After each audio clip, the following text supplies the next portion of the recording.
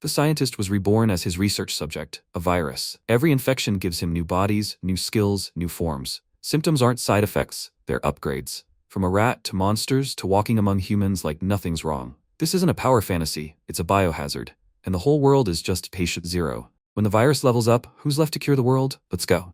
The story begins with influenza, smallpox, measles, and plague, the subject with the highest mortality rate in human history, commonly known as a virus. The goddess noticed that she had managed to acquire a very fascinating personality. Now the protagonist will become a virus. The rest is up to him. The protagonist, the virus, headed towards a bush rat. The virus landed on the rat's nose and it squealed. The system window notified that a bush rat was detected and was attaching to the cell membrane. The virus was absorbed and invaded the host through the nostrils. The virus quickly slid inside the body. Invasion of cellular cells occurred. Fusion with the membrane begins. The membrane was successfully discarded. Invasion of the cell nucleus. The rat squealed in horror. The system window notified that the creation of an RNA compound had begun. The RNA sequence was successfully copied. Preparation for extraction is complete. The infection is successful. MC has control over the body. The protagonist opened his eyes and thought he had a headache. Why was he outside? MC clarified. Was his field of vision also a little off? He lowered his head and looked into a puddle of water. The protagonist screamed in horror that he was a rat. MC lowered his head and barked. Was that really him? Why did he look like that? If he remembered correctly, the protagonist was in the office. Suddenly, a plant jumped out of the ground. Virus jumped aside in great fear and screamed. The plant embraced the body of a bird flying through the sky. MC, hiding behind a tree, asked what that was. He had never seen a plant attack birds, let alone a bird with 3 legs. The plant put the bird in a bag. MC asked in bewilderment, was this really another world? Now he remembered. The protagonist worked in his own pharmaceutical company. As usual, after everyone returned home, he just borrowed the lab for a while. He was working on his own research, and his memories stopped there. In other words, he must have died because he made some mistake. Suddenly, he opened his eyes, seeing an empty white space in front of him and a goddess. She was spinning something like a roulette wheel. The goddess said that in the next life, the protagonist will become a virus. The protagonist clarified thoughtfully. In other words, he just took control of this body by infecting a rat. Although, for a scientist like him, it's absurd to believe in goddesses. Given his current predicament, he must have reincarnated. Still, to think that MC is the master of a lab rat. This is karma, right? As long as he's like this, he needs to know what he's capable of. What should he do? The virus looked at his own hand and exclaimed that these are red particles. Could he really see the virus inside his own body? Are each of these particles a part of him? If MC can take control of the rat's eyes, then maybe it will work. He tensed up and used the ability. The protagonist instantly shrank and became a virus. He joyfully exclaimed that he succeeded. The protagonist successfully changed his own field of view to a virus. He flew between the clots and screamed, "Are those really blood vessels? It will be bad if the leukocytes find him. He needs to get out of here." The protagonist climbed into the hole and clarified, "Is this probably a fenestration? In that case, it's the cell membrane on the outside." Then using that, MC fell silent, noticing a bump that appeared on the membrane. He noticed that something resembling a tumor was jumping out of the cell. Part of the virus emerged from the cell. The virus cried out in amazement that many of its parts were born from cells. It was quite an unpleasant sight. The protagonist flew up to the part of the virus and asked, "Comrade can talk, right?" The part of the virus remained silent, and the protagonist noted that it seemed to be the only one with a will of its own. Why was he the only one with a mind? He had to command this huge army of viruses? How will they react to orders? MC ordered his comrades to follow him. The viruses instantly gathered together. The protagonist shook and said that somehow many of them had gathered together. They can be controlled from a certain distance, that's for sure. But still, with the consciousness and collective action of viruses, modern common sense doesn't apply here. Understanding the boundaries of this ability seems quite difficult even for a scientist like the protagonist. The system window notifies that the skills the virus possesses are being determined.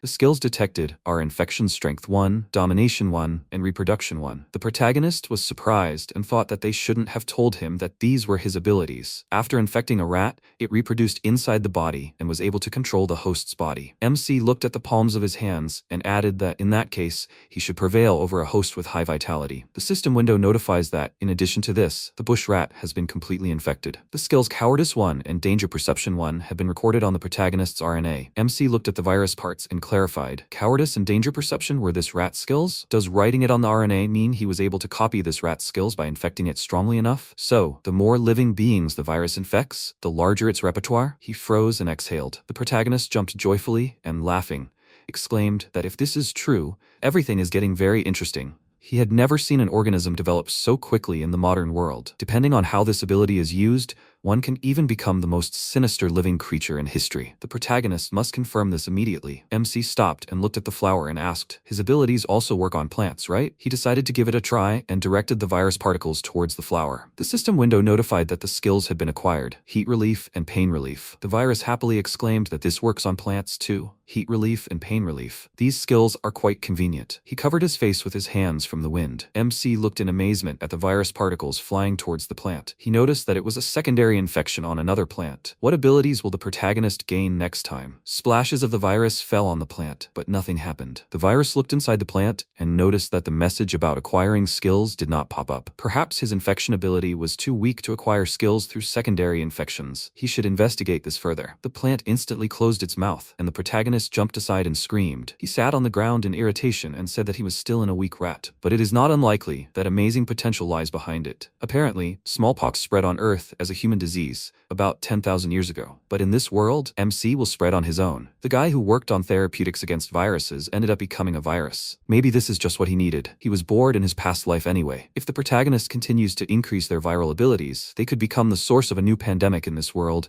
and ensure complete domination. The MC raised his hands and clarified that it was still unknown whether there were even people in this world. The system window notified that the danger perception skill had been activated. The protagonist immediately shuddered and turned his head to the side. He wondered what was that cold feeling on his back. The protagonist looked in horror at the wolf standing in front of him. She turned her attention to him, and the system window notified that the cowardice skill had been activated. The virus sat down on the ground in great fear and thought, this can't be happening, can it? This is not the time to activate this skill. In a place like this, his life, like that of a virus, will end. At the same time, the goddess smiled. She looked at what was happening through the magic ball and noted that he was the one who chose the virus. No, perhaps MC was chosen to become the virus. The protagonist fell into a memory. The workers asked what the protagonist was planning to do staying in the lab all day. MC said something about researching a new type of virus. Is it even safe? Who could know? The virus is quite strange and uncommunicative. It's better not to mess with it. The protagonist, emerging from the memories, wondered if these were really memories from his past. He had finally been reborn, so he shouldn't be forced to remember the past. The protagonist was surprised and wondered what he had even been doing. MC instantly remembered being eaten by a wolf along with his rat host. Even if he was reborn as an amazing virus, would his life end right here? What if the protagonist were reborn as a human again, just to go to an unpleasant job? He fell into a stupor and added that it would end like this. MC screamed with confidence, as if he would die so easily. The wolf spewed a stream of air from his mouth, and the virus exclaimed that the enemy made him do it. The system window notifies that the power of infection skill has been activated. The protagonist addressed all of his own virus clones that were eaten by the wolf. He ordered the clones to spread throughout the wolf's body through the blood vessels. They will take over the enemy. The system window notifies that the reproduction skill has been activated. MC added that the clones need to use wolf cells to multiply their numbers. The wolf can't stop them all. The enemy shook, and the protagonist shouted that this was good. The wolf is almost completely infected. The protagonist horrifiedly noted that the time had come and activated the domination skill. The system window notifies that the skills have been acquired: agility, endurance, and ferocity. The virus thought that the messages seemed to be coming from outside. Plus, the vision is now greater than before. The protagonist absorbed the wolf's body and chewed the food. He thought with disgust that his breath smelled bad. Could it really be from him? MC swallowed the food and thought that he still enjoyed the taste after all. This means he successfully captured the wolf. The protagonist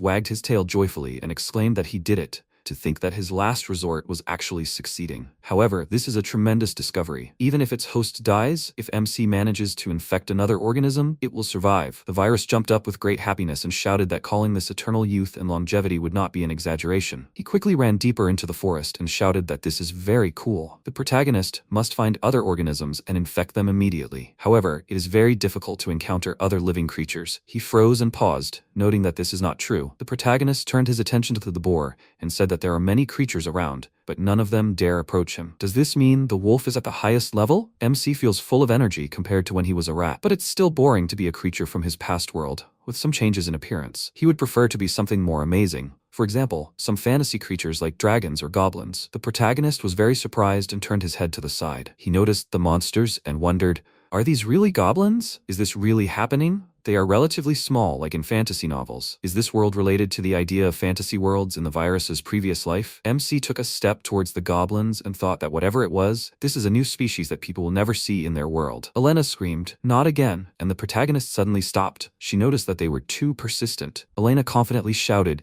that although she is a newbie, she is still an adventurer. She cannot fail here. MC got scared and thought it was a human. Elena tensely blocked the goblin's attack. The protagonist wondered if the goblins were attacking her. Judging by her appearance, she wasn't from modern society. Not only was her equipment worn out, but she was also tired. On the other hand, the goblins were still very energetic. The virus fell into a stupor and thought. He laughed maliciously and exclaimed that this was a very good situation for him. Now that he had confirmed the existence of humans, a human body was necessary for his future research. He must first acquire the goblin's skills, then without wasting time, master a human. Before they do that, he should also try. The protagonist instantly combined the rat's skill, agility, and the wolf's skill, ferocity. He thought that by doing this, he would get a wolf with the abilities of a rat. He should test them immediately. The protagonist is cold-blooded and feels light. Perhaps this is the effect of ferocity. The goblin leaped angrily toward Elena, intending to attack. She turned her head to the side in fear and closed her eyes. The protagonist leaped at the goblins, knocking Elena aside. He bit the enemy's body with his teeth, and the system window notified that the skill Temperance had been acquired. The goblin pressed his hand to the wound on his neck and coughed. Elena noted with horror that this couldn't be true. It was a large gray wolf. MC sadly closed his mouth and thought that it tasted very bad. The goblin glared at Virus. He quickly jumped up and raised his mace, intending to attack. MC instantly jumped up, dodging the enemy's attack,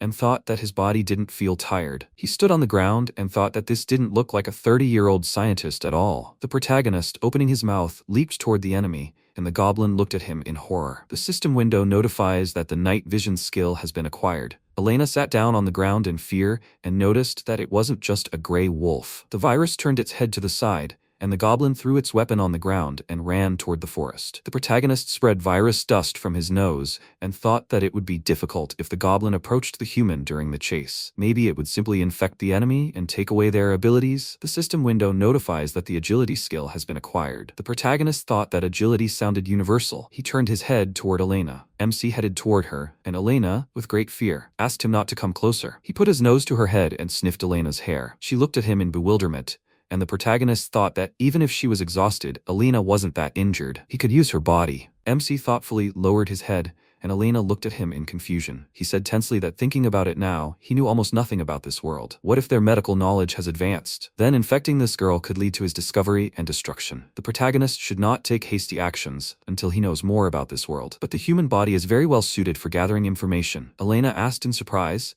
if the wolf would really not eat her. The virus looked at her sadly and mentally asked Elena to wait, because he was thinking about it right now. Elena smiled and said that he accidentally saved her from danger. She quickly hugged the protagonist and thanked him. MC was very scared and jumped aside. Elena happily asked, "What's wrong?" She asked him not to be afraid and come here. The protagonist was shaking with horror, wondering what was wrong with this careless, stupid creature. The adventurer, Elena, screamed that it was all thanks to the wolf. She thought she could dodge. After reading a fencing book, she thought she'd be fine. She didn't think a real fight would be that hard. Then another goblin came and attacked her. Do experts even take such circumstances into account? The most amazing thing is the wolf's achievement. They're really that good. After all, he has to train every day, right? Because he lives in such a dangerous place. Elena, tired, wiped the sweat from her face with her hand and remarked that she really enjoyed eating delicious food. It seemed hard to find it in the forest. It's not that the food the wolf eats tastes bad, but that it's different from people's dietary preferences. Virus wondered how long this girl planned to talk. Just like that. Like an animal. He didn't understand. Are all the people in this world the same as her? He thought he'd be able to hear important information about this world,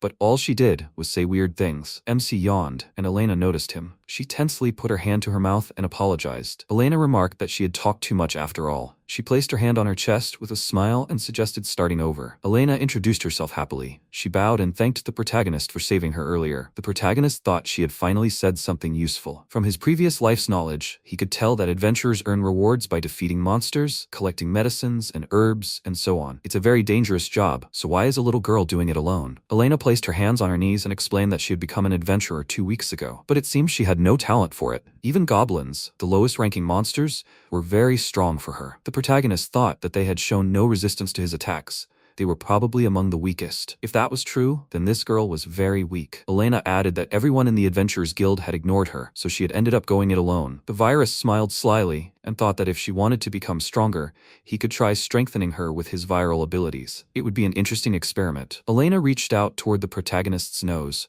She happily kissed him on the nose and exclaimed that the wolf was her first partner. It had been a long time since she had talked to anyone. She couldn't stop talking and became too excited. MC, embarrassed, thought it was too close and instantly fell to the ground. He thought it was close. In his previous world, he would definitely have been charged with a crime. Indeed, this man's brain is a flower garden. Elena looked thoughtfully to the side and remarked that this was bad. She apologized and clarified that since it became dangerous after sunset, she should quickly return to the city. She really didn't want to leave, but the protagonist approached her and Elena instantly fell silent. He headed aside and thought that for now, he would walk her to the city. The main priority was to know where she lived. Elena smiled happily and asked if he was really walking her. The wolf is a very nice gentleman. MC tensely turned his head to the side. After a while, Elena screamed. Before becoming an adventurer, she worked in the fields in her own village. Since it was a small village, everyone lived as one family, for as long as she could remember. But her village was destroyed by goblins. Elena exhaled and added that everyone had escaped safely. Since the village was in ruins and couldn't withstand another attack, they had to move to a new land. That's why she was crying earlier. Elena confidently clutched the straps of her backpack in her hands and exclaimed that she wouldn't give up on becoming an adventurer. She would become strong enough to protect everyone in her village. Even if she looked weak, she worked hard in the fields where strength was needed. The virus thought that he also wanted to invent medicines for people in his previous world, but he got so carried away with it that people began to treat him like a fool, and he began to hate people. Despite the fact that this girl was also an outcast, she continued to move forward. Elena pointed her finger deep into the forest and exclaimed that they had arrived. This is where she lives, in the city of Faust. She tensely scratched her head and asked, "Isn't this a big city?" But she still didn't remember the way back. The protagonist thought the city was much bigger than he expected. He had never seen such devices in his life. As he thought, it would be reckless to just infect people. Elena tensely addressed the wolf and said that as much as she wanted to invite him to the inn as a thank you, he turned his head to the side and thought that the monster that had entered the city would cause trouble. He raised his paw and mentally asked her not to worry about it and just go. Elena smiled happily. She raised her hand in farewell and shouted that she would never forget his kindness. Elena is sure that they will meet again someday. MC immediately barked goodbye. Elena waved and walked along the path. The protagonist thought that she was gone. He hadn't talked to anyone for a long time. He turned around and thought that if she planned to become an adventurer, maybe they would meet again. MC froze, realizing something. He asked happily, "Can't he become an adventurer?" An adventurer gets the opportunity to travel the world and meet a wide variety of creatures. This is a very good opportunity to improve his skills and get even more of them. The virus bent his paw and noted that, however, this body is his biggest problem. He needs an inconspicuous and healthy body. He can't infect Elena and impersonate her, because she talks too much. Someone who knows her will definitely notice the oddities. What about an unidentified corpse? The protagonist doesn't even want to think about it. He doesn't even know if corpses can move. The protagonist wondered, who else? He looked down and shouted, "It's the goblins again." Although he wants to gain new skills, his main priority is to gain a human body. At the same time, meeting people in the forest is... MC fell silent, realizing something. He turned his attention to the goblin and thought, isn't this a humanoid monster? He just needs to capture a goblin, put on a mask or hood, and disguise himself as a human to enter the city? He could try, but there are 5 of them, and if MC gets surrounded, things might go wrong. He noticed the virus surrounding the goblin and wondered if this goblin was already infected. It was the escaped goblin who was infected by the virus when he was saving Elena. Since the protagonist's clones had entered the enemy's body, he would act differently. The protagonist ordered the copies to immediately take over the goblin's body. The protagonist asked fearfully, how should he take control of the goblin? He was able to capture the wolf after being eaten, along with the rat. Should MC intentionally let the goblins eat him? He doesn't really want to go through that again, but it can't be helped. The virus remembered something and said that if he thought about it when he first arrived here, he was able to change his own view of the virus by focusing enough. After all, every virus is a part of him. In that case, can he transfer his own consciousness into a virus that has infected another organism? The protagonist looked at the goblin and focused. He quickly moved towards the goblin. MC transferred to the goblin's body and thought that he had succeeded. Everything had gone well, hadn't it? When he was a virus, he hadn't thought about it much. But looking at the opponents from this angle, they are creepy. The goblin called out to the protagonist, and the protagonist was very scared. The goblin sternly raised his hand and ordered in the goblin language to give him the bag. He took the bag, and the virus looked at his back with great fear. MC thought that even though these were just basic words, he could understand their language. Is it because he took control of the brain? The goblin noticed that the wolf had pounced on the protagonist. This is very unpleasant. The goblin happily handed the protagonist a plant and remarked that this herb calms the mind. MC chewed the herb with pleasure, and the goblin asked him to take his time. He thought the goblins were very kind. It reminded him of that. Virus turned his head to the side and wondered what happened to the animal. The wolf raised its head, and the protagonist thought the animal looked confused. After he released the wolf, did its original consciousness seem to return? The wolf turned its head to the side, and the protagonist trembled with fear. The wolf bared its teeth and growled. The goblins screamed for everyone to run. The wolf rushed towards them, and the goblins screamed in horror. Virus thought it was hard to run with such legs. He instantly activated the skill, endurance combined with agility. The wolf growled and jumped towards the protagonist with the intent to attack. MC quickly jumped up, avoiding the attack. He looked fearfully at the wolf standing below and asked, "Were they really saved?" The goblins arrogantly shouted that in the end they escaped from the wolf. They will kill him. The protagonist thought that, however, knowing that his symptoms can manifest in other infected creatures is a big step forward. This can be applicable in many situations. Watching the gang adapt to it is quite interesting. The goblins must worship his endurance. After some time, the goblins looked at the cave entrance and shouted that they were home. MC thought they were using the cave as a nest. However, their situation is bad. Most of the goblins are malnourished, wearing only loincloths. The goblin said tensely that the loot is small. This means the boss will be angry. The goblin wondered if the boss had returned. The goblin boss, Hobgoblin, sternly barked that they were too late. The virus wondered, "What is this? It looks like a creepy goblin the size of a person. Is this the one called Hobgoblin?" The boss asked, "Is this all the loot?" The goblins agreed fearfully and explained that the orcs were stealing their loot. There was nothing left. Hobgoblin ordered them to go and attack human villages. The protagonist, looking at the boss with interest, wondered, "Can't Hobgoblin do this?" The kneeling goblin remarked that the humans were strong. They couldn't win. The protagonist happily thought that with a body like that, he'd have no problem infiltrating the city. Green skin could be hidden under clothing. And the boss, obviously, had more life energy than the goblins. Hobgoblin struck the goblin and barked, "How does he think the goblin is still alive? They are damned freaks." The boss was very hungry. Virus called out to the boss and ordered him to find food on his own. Hobgoblin sternly asked, "What did the goblin say?" MC thought it was good. The boss had paid attention. He shouted decisively that the hobgoblin was asking for food but was only lazy on his own. The boss was like a spoiled child. The hobgoblin was incapable of anything. The protagonist thought he would infect the boss with his own virus-filled breath. The boss raised his hand,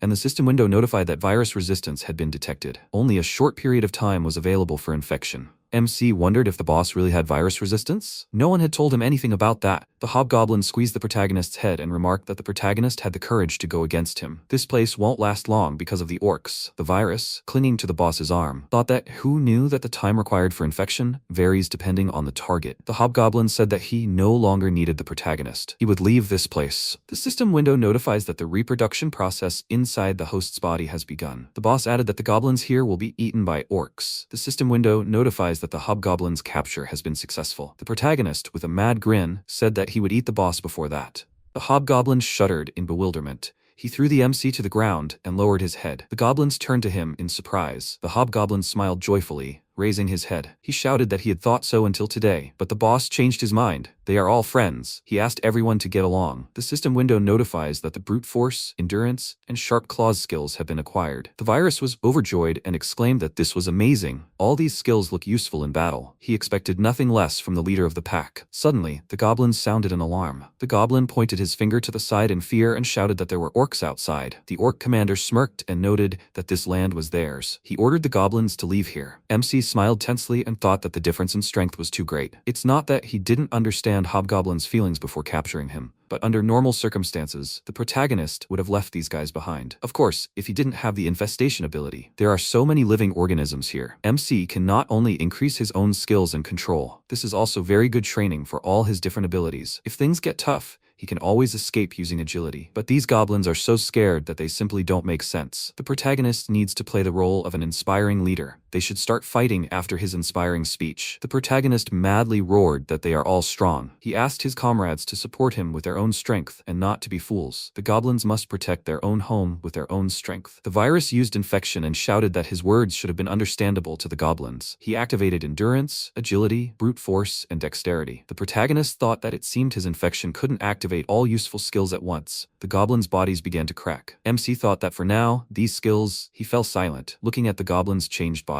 His comrades instantly increased in size. The virus tensely exclaimed that the changes were more amazing than he imagined. Is this the effect of brute force? He's sure they'll understand something now. The goblins decisively raised their weapons and shouted that they had become strong thanks to Hobgoblin's support. Even their bodies had gotten bigger. It felt amazing. The protagonist breathed a sigh of relief and thought they were fools. He assumed a fighting stance and thought that it was time to begin the first large-scale experiment after his rebirth. The orc commander asked, "What's going on?" A comrade asked, "Is this body strengthening magic?" The commander disagreed, doubting the opponents were smart enough for that. MC thought they were now equal, not only in numbers, but also in physical strength. The system window reported that new symptoms had been discovered: stealth, evasion, fatigue, exhaustion, and weakness. Hunger, anemia, resourcefulness, good strategist, and insight. The virus was excited to think that so many symptoms had appeared after he infected them. The system window reported that the symptoms of irascibility, night vision, and agility had mutated to 2. The protagonist wondered, does this mean that obtaining duplicates will increase the symptoms? By infecting all the orcs, he could gain even more symptoms. Does that mean he's invincible? The protagonist grinned slyly and asked, what happened to all the determination a moment ago? Aren't the orcs that strong anymore? The orc commander angrily charged toward the virus, shouting that even if the goblins looked different, they were still just goblins. The enemy was no match for them. MC raised his sword with a smile, delivering a powerful blow to the commander. The goblin exclaimed in admiration that Hobgoblin was better than usual. The orc was knocked out. The commander tensely shouted, "That's fast." The protagonist calmly raised his weapon, thinking that he was worried about whether he could handle the sword properly. But thanks to his agility, he handles it quite well. Instead of being afraid, MC began to enjoy himself. The orcs surrounded the virus and shouted that this was unacceptable.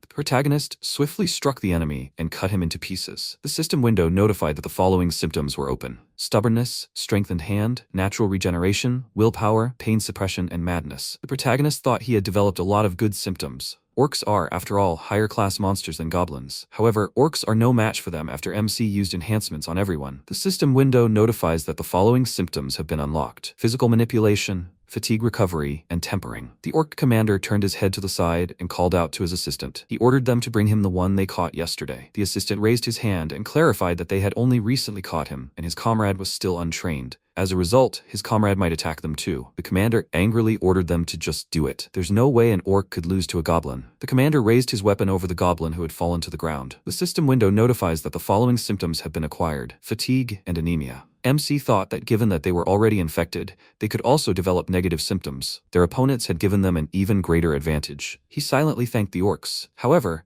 the ability to toy with other creatures like this makes Virus a god. This is divine punishment for their greed. It would be impolite to prolong a fight he's already won, so he simply... The protagonist instantly froze, hearing a rumble behind him. He turned his head to the side in fear. The protagonist noticed a moving silhouette in the forest. The orc was holding a chain attached to the Thunderbear's collar. The protagonist wondered what kind of huge bear it was. Was the rumble really coming from it? The goblin looked at the Thunderbear in horror. Virus noticed the bear's horns and thought that the enemy was probably using electric shock. The orc decisively raised his hand and, calling out to the bear, shouted that these goblins were food. He ordered the bear to eat its opponents. The Thunderbear turned its attention to the orc.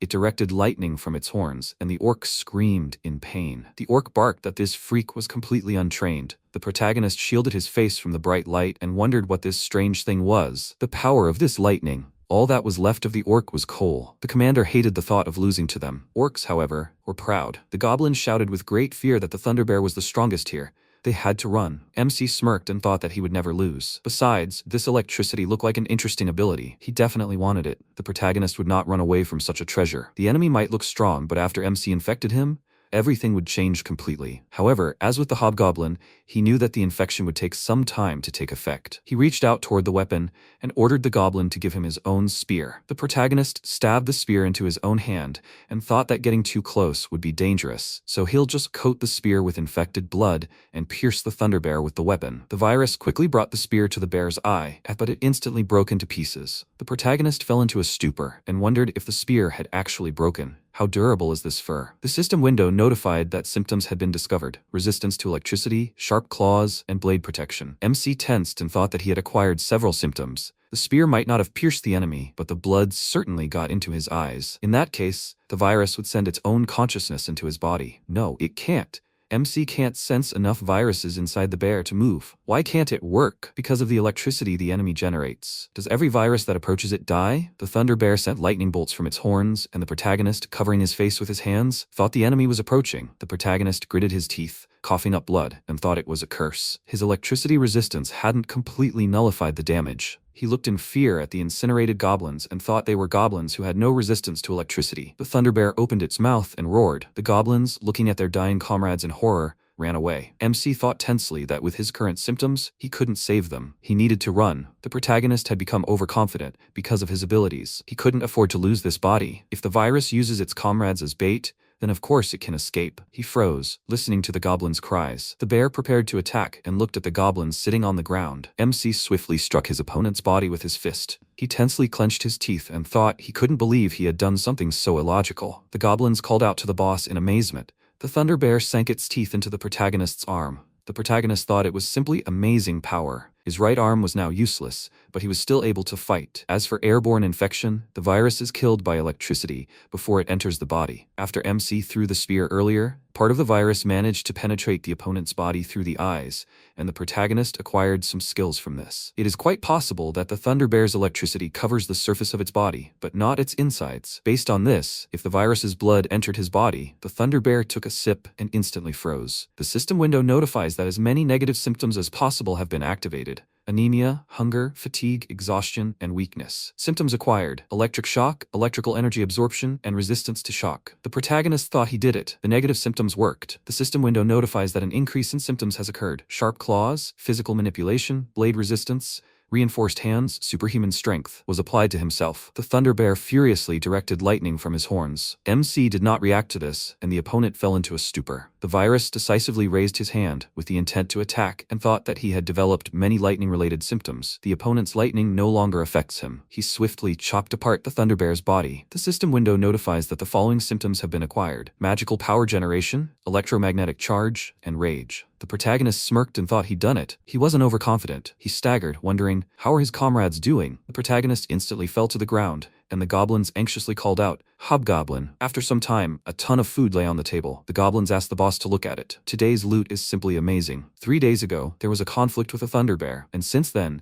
the protagonist has been living with the goblins. Apparently, now that the orcs are gone, they can gather a lot of food. The injury MC sustained would typically prevent a person from living a normal life. However, in just 3 days, he was able to recover, thanks to the effects of the regeneration and vitality symptoms. The symptoms MC inflicted on the goblins were also disabled. What if any humans noticed their mutations? The goblins happily picked up the food and remarked that it was very tasty. They asked the virus to try it. The protagonist smiled and replied that everything was fine. They could eat it themselves. The goblins excitedly exclaimed that they wanted Hobgoblin to eat it. They loved the protagonist. The protagonist smiled and thought that this was the first time so many goblins loved him. He was starting to think that spending time here as the boss wasn't so bad. The goblins worriedly shouted that they had found something strange. MC noticed them and wondered what it was. He looked down in amazement and thought that now that he had become a virus, he felt like he wanted to take over everything. The virus clutched the mask in his hands and thought that if he used it, he could disguise himself as a human. After a while, the goblins asked if Hobgoblin really wanted this. The protagonist, putting on his gloves, agreed and apologized. He thought that the clothes from this world were hard to put on. Is this how they wear them here? The MC, with a mask on his face, said that in the last battle, he realized that he was quite weak. He was going on a journey to become stronger. The goblins screamed in fear that Hobgoblin was already strong enough. They asked the protagonist not to leave them. The protagonist clarified that it was hard for him to leave them. He smiled and thought that he never thought that in the end he would become so attached to these goblins. It was similar to that nostalgic feeling when a person leaves his own dog. The goblin, with tears streaming down her face, lifted the skin and asked the virus to take the Thunder Bear fur. It is very durable, warm, and can be used in many ways. She began to cry, and the MC froze with tension. He put his hands on the goblins' shoulders and shouted that they were already strong. The goblins fought on par with these orcs.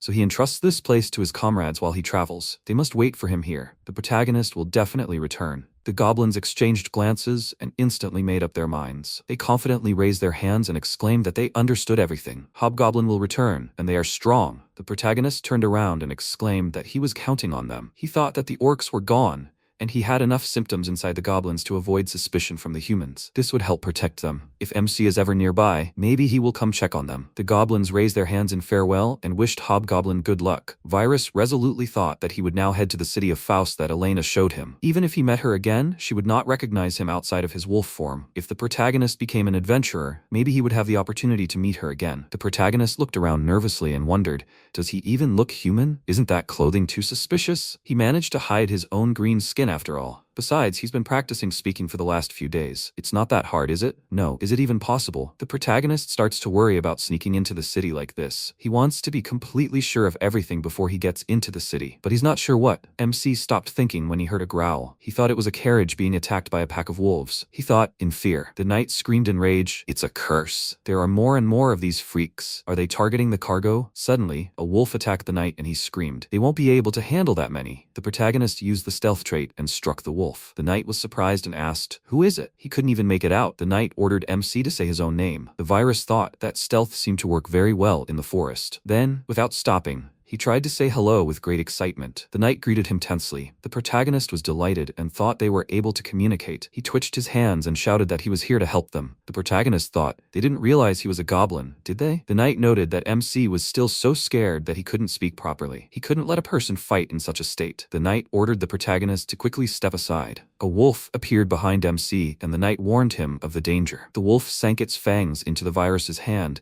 and the protagonist exclaimed that the enemy was annoying him. The protagonist dealt a powerful blow to the enemy and ordered him to stop interrupting their conversation. The knights noticed that the protagonist was very strong. MC thought that he needed to be careful. If his clothes were torn, they would notice his green skin. He must develop some bad symptoms in the wolves and then quickly eliminate them. The protagonist sprayed the virus and the knight shouted that they would help too. MC raised his hand and asked the knights to wait. The protagonist's clones jumped away from the knight's helmet. The system window notifies that the following symptoms have been obtained: parrying, reflexes, kinetic vision, and serenity. The virus got scared and thought that he had made a mistake and accidentally infected a human. What should he do? He doesn't yet know how advanced medicine is in this world. It's quite possible that if the virus is discovered, a vaccine can be developed, and the protagonist will be destroyed. What should he do? The wolves grunted in fear and ran towards the forest. The knight exclaimed that the grey wolves are retreating. It's all thanks to the protagonist. MC fought very well. That arm strength was inhuman. The protagonist must be a great swordsman. If it's not too much trouble, MC can show his own face, right? And what's his name? The virus hesitantly raised his hands. The carriage door opened slightly, and he noticed it. Valkyrie Company merchant Roy Endrad happily noted that the protagonist had helped them greatly. He didn't even know what would have happened if the protagonist hadn't been there. Roy placed his hand on his chest and exclaimed that he thanked the protagonist from the bottom of his heart. MC was surprised and wondered,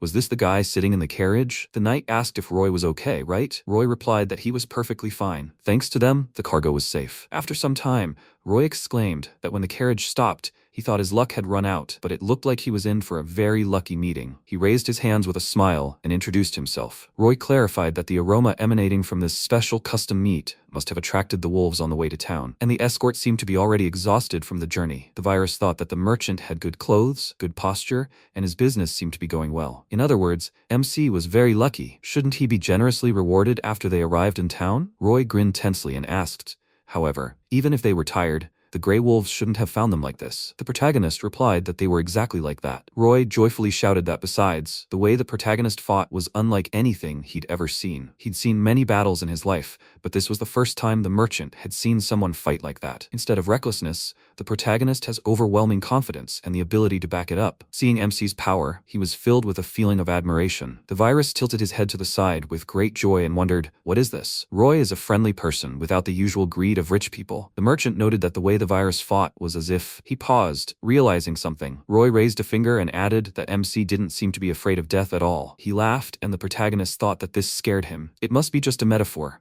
Namely, the protagonist is a virus, so he won't be completely destroyed. He won't disappear, that's true. But as for medicine, he needs to ask in passing about how medicine works. The protagonist noticed that many people have been getting sick lately, and wondered if Roy was feeling well, right? MC thought that it was true.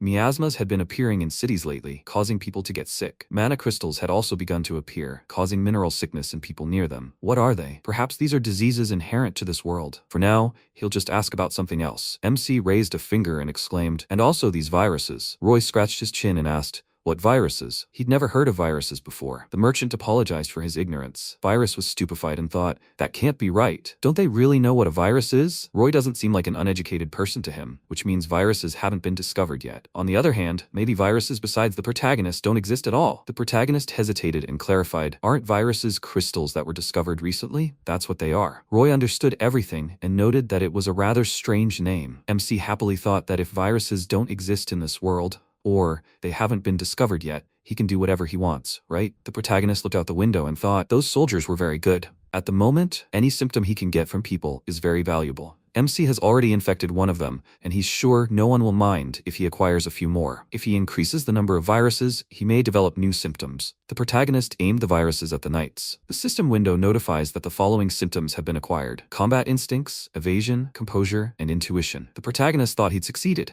It looks like he'll now have quite a few new opportunities. Are there really more? The system window notifies that the following have been added: latency, falsehood, cunning, and poison resistance. The protagonist trembled with fear and thought that there were several alarming symptoms. MC turned to the merchant and asked, "Aren't these guys Roy's subordinates?" The merchant replied that, apart from the coachman, no one else was employed by the company. They were simply mercenaries hired as escorts. Despite hiring them, it was the protagonist who saved him. Roy isn't quite sure why he hired them in the first place. MC thought a hired killer was pretty suspicious. The system window notified that the symptoms had begun to manifest: clear thinking, negotiation, persuasion, and serenity. The protagonist tensed and wondered what it was. These symptoms didn't really look like those of a soldier. He quickly turned his head to the side in surprise. Virus particles got on Roy's body and he asked with a smile, "He opened the window because it was stuffy in here, didn't he?" The protagonist was very scared and thought that he had ended up infecting this guy too. Spreading the virus in such a confined space probably wasn't the best idea. After all, it doesn't really matter whether there are 4 or 5. And then there are those merchant symptoms. This skill bar seems to be useful, since he'll be walking around the city later. Judging by the symptoms the protagonist received, Roy must be a successful merchant. Perhaps Roy has become a target for business rivals, which is why the mercenaries are suspicious. MC thought about what it would be like to save Roy's life again, and presented 2 bags of reward. The merchant shouted that he couldn't believe the protagonist had saved him twice. He would have to thank MC twice. The protagonist snapped out of his fantasy and thought that he could earn the necessary funds for his research right here and now. He raised a finger and said that he would like to discuss the suspicious guy among the mercenaries. Roy happily looked out the window and exclaimed that it looked like they were here. As the protagonist probably already knows, this is the city of Faust. The protagonist thought that this was the second time he had been introduced to this place. Roy, getting out of the carriage, apologized and ordered the protagonist to wait a minute. The contract with the escorts was only valid until this moment. The virus wondered in bewilderment. Were they really going their separate ways? Roy apologized for the wait and exclaimed that he was deeply grateful to MC for saving his life. He wanted to give this to the protagonist as a thank you. MC was overjoyed and thought, "This is money, right?" Roy shouted that he would give the protagonist this card. It is given only to special people at the Valkyrie Company. The virus looked sadly at the card and thought that this was not quite what he imagined. The merchant clarified that the protagonist can use this card to get discounts on products provided by their company. When the protagonist needs to contact him, MC should just show them this. The protagonist thought this was quite convenient. Come to think of it, he doesn't have any connections yet. Having connections can be more profitable than just getting money. MC noted that he was new to this city, so he didn't know anyone. If he had any problems, he would rely on Roy for help. The merchant raised his hand and agreed, replying that he would do everything possible for the one who saved his life. The virus thought Roy was a very nice guy. He felt a little guilty for taking advantage of the merchant's kindness. However, the merchant's skills would be needed. The protagonist thought he would take all of his skills and shook Roy's hand. The system window notified that new symptoms had been acquired. The protagonist thought that this was good. What else could it be? MC was instantly interrupted by the system window. The system window notified that the symptoms: assassination, silence, invisibility, stealth, presence detection, presence concealment, shadow magic ability, and acting had been acquired. The protagonist trembled in horror, and Roy turned his head to the side with a smile. The merchant picked up a bag of coins and remarked that it might seem rude of him, but still, MC instantly replied that it was not necessary. He could not take money for a good deed, and he suddenly remembered that he had something to do. The virus unsteadily raised his hand and said goodbye to Roy. He sternly thought that he was too stupid. All those alarming symptoms that MC got in the carriage belonged to the merchant. If he wants to live a peaceful life, the protagonist shouldn't get involved with such people. At the same time, Roy noted that the protagonist was in the city for the first time. So what exactly could be so urgent? He narrowed his eyes sternly and asked if the protagonist really suspected something. MC has several secrets that the virus doesn't reveal to anyone. Roy thinks that they will get along very well. He is very much looking forward to working with MC in the future. After some time, loud sighs are heard on the street. The protagonist, leaning his hand against the wall, said that when he found out that Roy was a killer, he ran away. But that wasn't necessary, was it? The protagonist had already infected him, so if it came to a fight, the protagonist would definitely have the advantage. But he had never met a killer before. It was absolutely normal to be scared. Now MC is completely exhausted. First of all, he needs to explore the city. Maybe he can find a hotel to rest. Walking down the street among people, the virus thought that this really is another world. There are many different races here. He's curious to see what symptoms he might get from them. A hotel worker, sitting on the ground, asked the esteemed guest to wait. MC thought he looked like a hobbit or a dwarf. The worker exclaimed that the guest was standing at the entrance to their 3-star establishment in such dirty clothes. Does the protagonist really want to stay here? The worker laughed and shouted that the protagonist must be joking. They don't have any rooms for such a suspicious person. The humanoid cat fearfully raised her hand to her mouth and asked, does the protagonist really want to stay here? The MC seems too suspicious, but the hotel owner, with a cigar in his mouth, said that he could stay there regardless of whether he was clean or looked like he had just killed someone. But those who can't pay are out of the question. The MC thought, is this guy an elf? The hotel worker barked that if the protagonist wants to stay here, he needs to have at least some money. The protagonist fearfully thought that he wants to return to the goblin nest. He replied that he has no money, but he has something to sell. The owner raised his hand and exclaimed that they only accept cash. The protagonist thought that the civilized world really is a terrible place to live. The owner remembered something and said that the Adventurers Guild could buy the fur from the MC for money. If word spread that the owner let the protagonist stay here for free, it would create problems in the future. But if the protagonist returned with money, he would let him stay, even if it was a little short. The MC was surprised and thought, so there are good guys after all. After a while, the virus stood in front of the Adventurers Guild. He opened the door slightly and wondered if this was really a building that looked like an office. Many adventurers were sitting at a table drinking alcohol. The protagonist happily thought that the atmosphere was like a bar on Friday night. So adventurers who had just received money could leave it here. It's a pretty good business. If the protagonist spread the virus here, he would get a lot of symptoms. But maybe it would be better if he didn't do anything serious until he explored the city better. MC is standing out too much right now. He needs to hurry and exchange the fur for gold to leave faster. Where should he present the fur? The protagonist noticed the guild worker and thought he saw a beautiful sister waving. MC greeted her, and the worker asked if it was his first time here. Virus agreed and said he would like to present the fur. The worker quickly placed the adventurer registration form on the table. The protagonist tensely clarified that he was from a village, so he had no documents. The worker replied that everything was fine. The protagonist thought this was very fast service. The worker happily raised her hand and noted that the Adventurers Guild operates on the principle of complete meritocracy. Everyone is welcome here, even those with a special status, like the protagonist. The worker asked the protagonist for his name so she could register him. MC hesitated and fell silent. He thought for a moment and introduced himself as Walker Parasite. The virus thought Walker was an English name from his past life, and he thinks parasite is a French way of pronouncing the word parasite.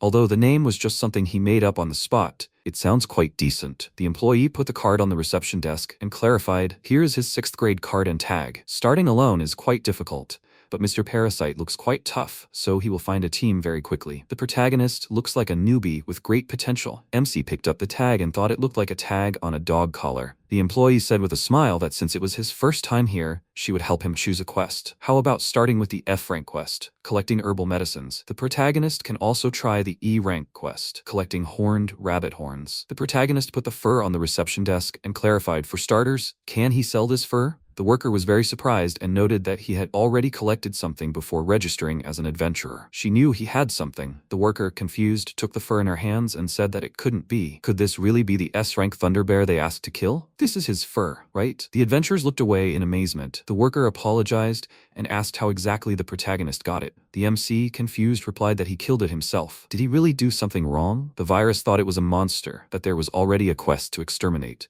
This is bad. He feels like he just attracted a lot of attention. The worker replied that it was nothing to worry about. It's just that the Thunderbear is a very strong demonic beast to fight alone. The MC apologized and shouted that he was just pretending to be tough. It took 20 people to kill the bear. He thought he was telling the truth. There were about 20 goblins. The protagonist added that it was difficult to kill the enemy. Some people died, but they managed to do it. The protagonist punched his chest and screamed. How did they do it? The employee exhaled, smiled, and agreed. She explained that while the protagonist completes quests, their employees will not inquire about details. Since the MC brought sufficient evidence, this is a reward for the kill. The adventurers looked at the protagonist warily, and he quickly took a bag of coins from the reception desk. The MC exhaled with relief and thought that he was very glad that he managed to sell the fur. As he thought, he still doesn't know how to communicate with other people. The virus is secreted too much. He needs to hurry and get out of here. However, they really didn't bother him to find out the details. This makes the protagonist wonder if the reason the guild acts this way is because they accept people without any documents, even criminals. The worker seems like a kind and sympathetic person, but she must also be quite skilled. She has several scars.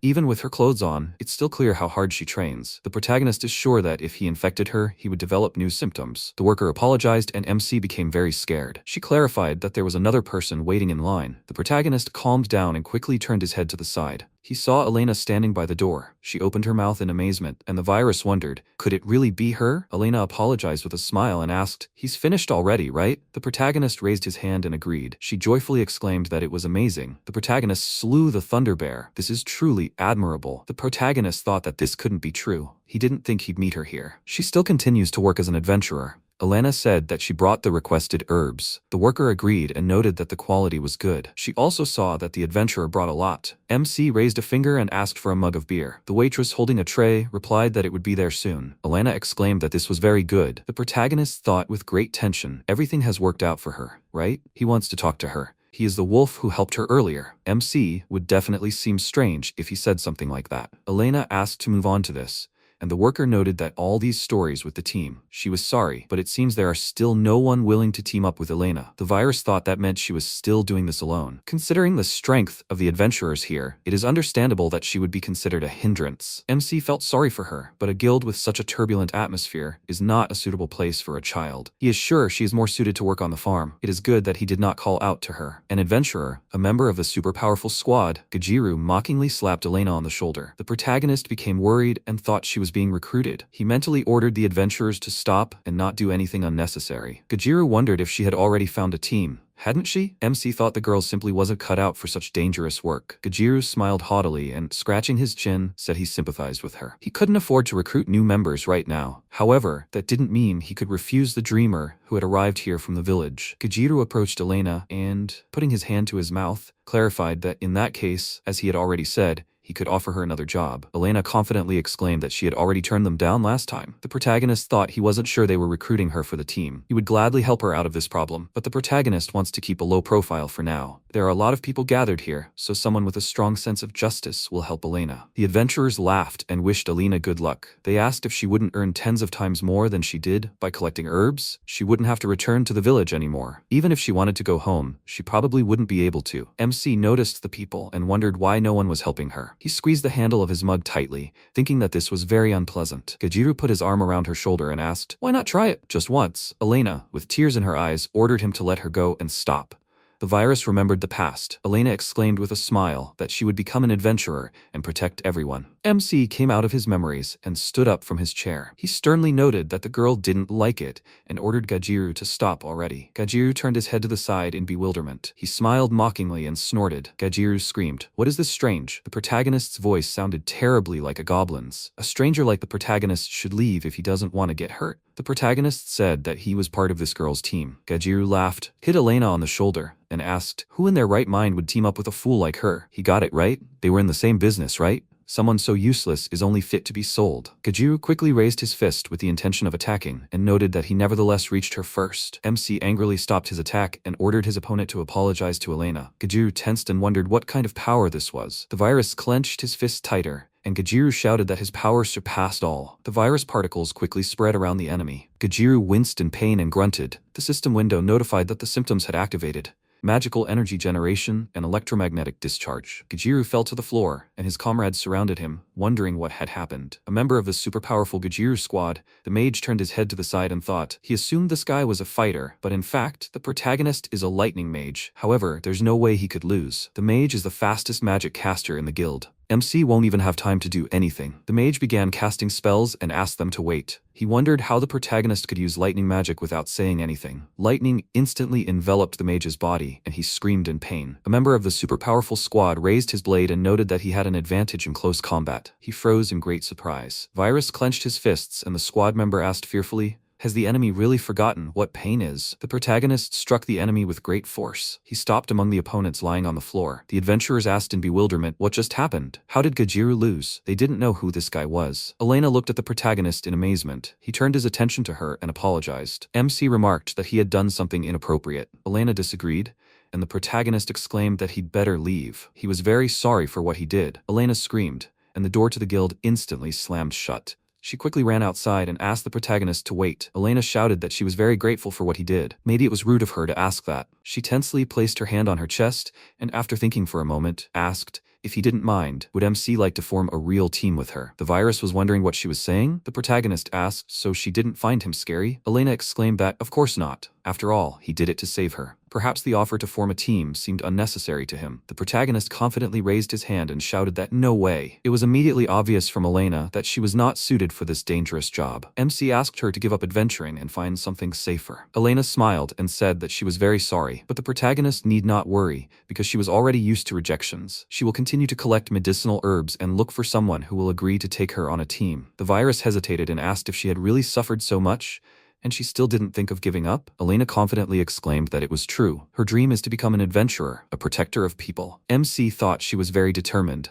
He doesn't know anything about this world. Maybe he really should try to create a team? And no, she didn't play on his pity. Now he needs someone the protagonist can trust. Her abilities may not be very good, but she can definitely be trusted. The protagonist crossed his arms and exclaimed that he was just looking for teammates. Perhaps he can take her to try out. But this is still a trial period, so they will split the reward in half. And he will hardly be able to teach her combat skills. Elena burst into tears of happiness and raised her hand to her mouth. The protagonist worriedly asked if there was something that didn't suit her. Elena apologized and replied that she was just surprised. She's always been alone. To be honest, she didn't know what to do. That's why Elena is so happy. Even though she approached him, she was prepared for a refusal. Elena said she was shocked and thanked the MC. The virus thought that he was always worried and anxious in his past life too. Elena smiled and shouted, maybe they could eat together to celebrate the team's formation? She asked the protagonist to tell her about himself. After a while, they were in a cafe. Elena put the menu on the table and asked MC to choose what he wanted. She would pay for everything. This was gratitude for saving her. The protagonist thought it was a bit awkward, considering he had received a lot of money, but since she wanted to thank him, he wouldn't object. Elena raised her hand and asked for the dish of the day. The protagonist sheepishly raised his hand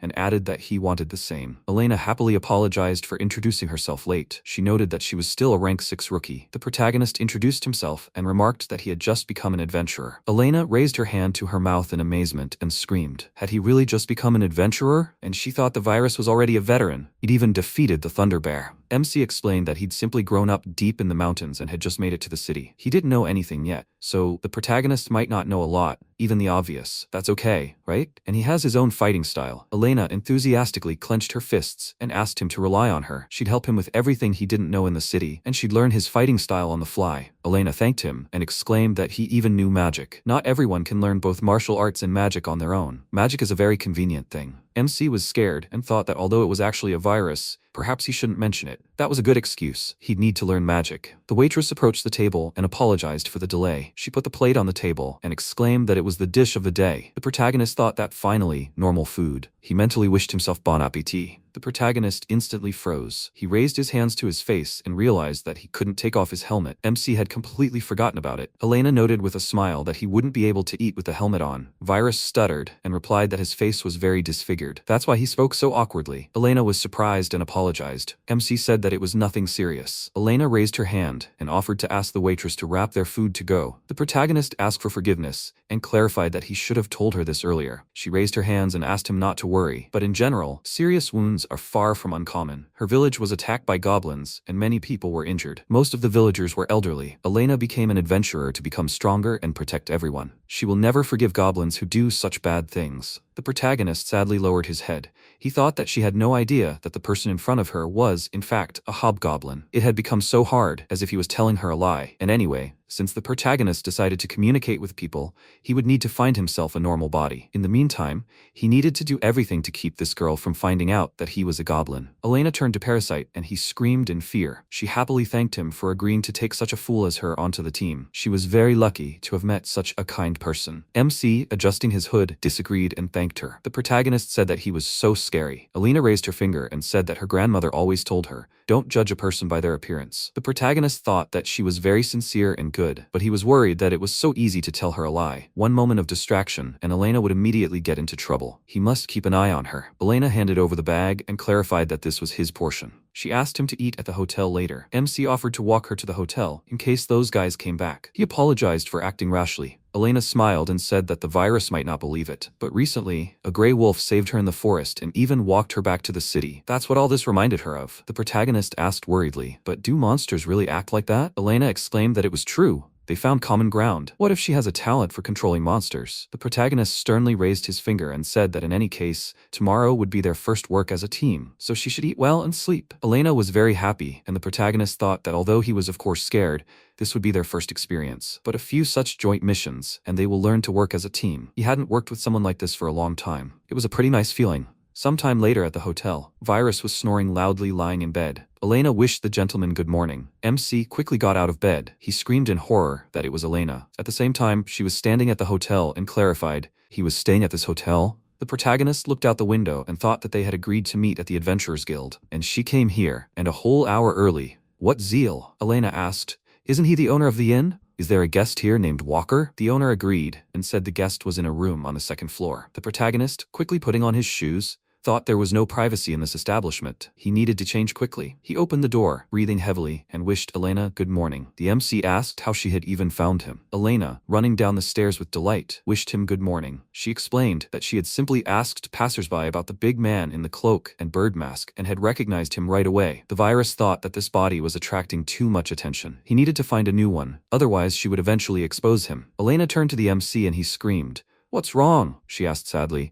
"He definitely hasn't changed his mind about the team, has he?" The protagonist raised his hands and exclaimed, "Of course not. He had just entered the city, and she had saved him. Today was their first job as a team. Time to move on." Elena joyfully raised her fists and agreed. After some time at the market, the protagonist, looking around, thought that he hadn't had time to walk around the city before. There were so many things here that were unfamiliar to him. The vendor raised her hand and called out to the masked gentleman. Clutching a coconut in her hand, she remarked that judging by the protagonist's appearance, he wasn't from around here. Would the protagonist like to try their signature juice from Kagurama? She'll sell it for only 10 silver coins. The virus picked up the coin and said he had plenty of money. He asked for 1 piece. Elena put her hand on his shoulder and asked the protagonist to wait. She sternly exclaimed that 10 silver coins was twice the usual price. The vendor laughed tensely and clarified that she hadn't said 1 serving. 2 servings for 10 silver coins. The protagonist asked for 2 servings. Elena explained that scammers immediately raise their prices when they see out-of-towners, so you can't trust every vendor. MC thought, "Are these her words? He better keep quiet." He said admiringly that he could see she was knowledgeable about everyday things. Virus thanked her, and Elena, laughing, agreed. She noted that, unlike him, she didn't start earning money right away. There was a time when Elena ate only herbs, mostly weeds. The protagonist asked, then why did she treat him to food? Elena replied that it was no big deal. After all, she had saved up money just for such occasions. MC thought with admiration that she was a very kind girl. How he wanted to quickly complete the task and feed her delicious food. The protagonist, sipping a drink from a pipe, suggested going to the guild for the task, and once they received the reward,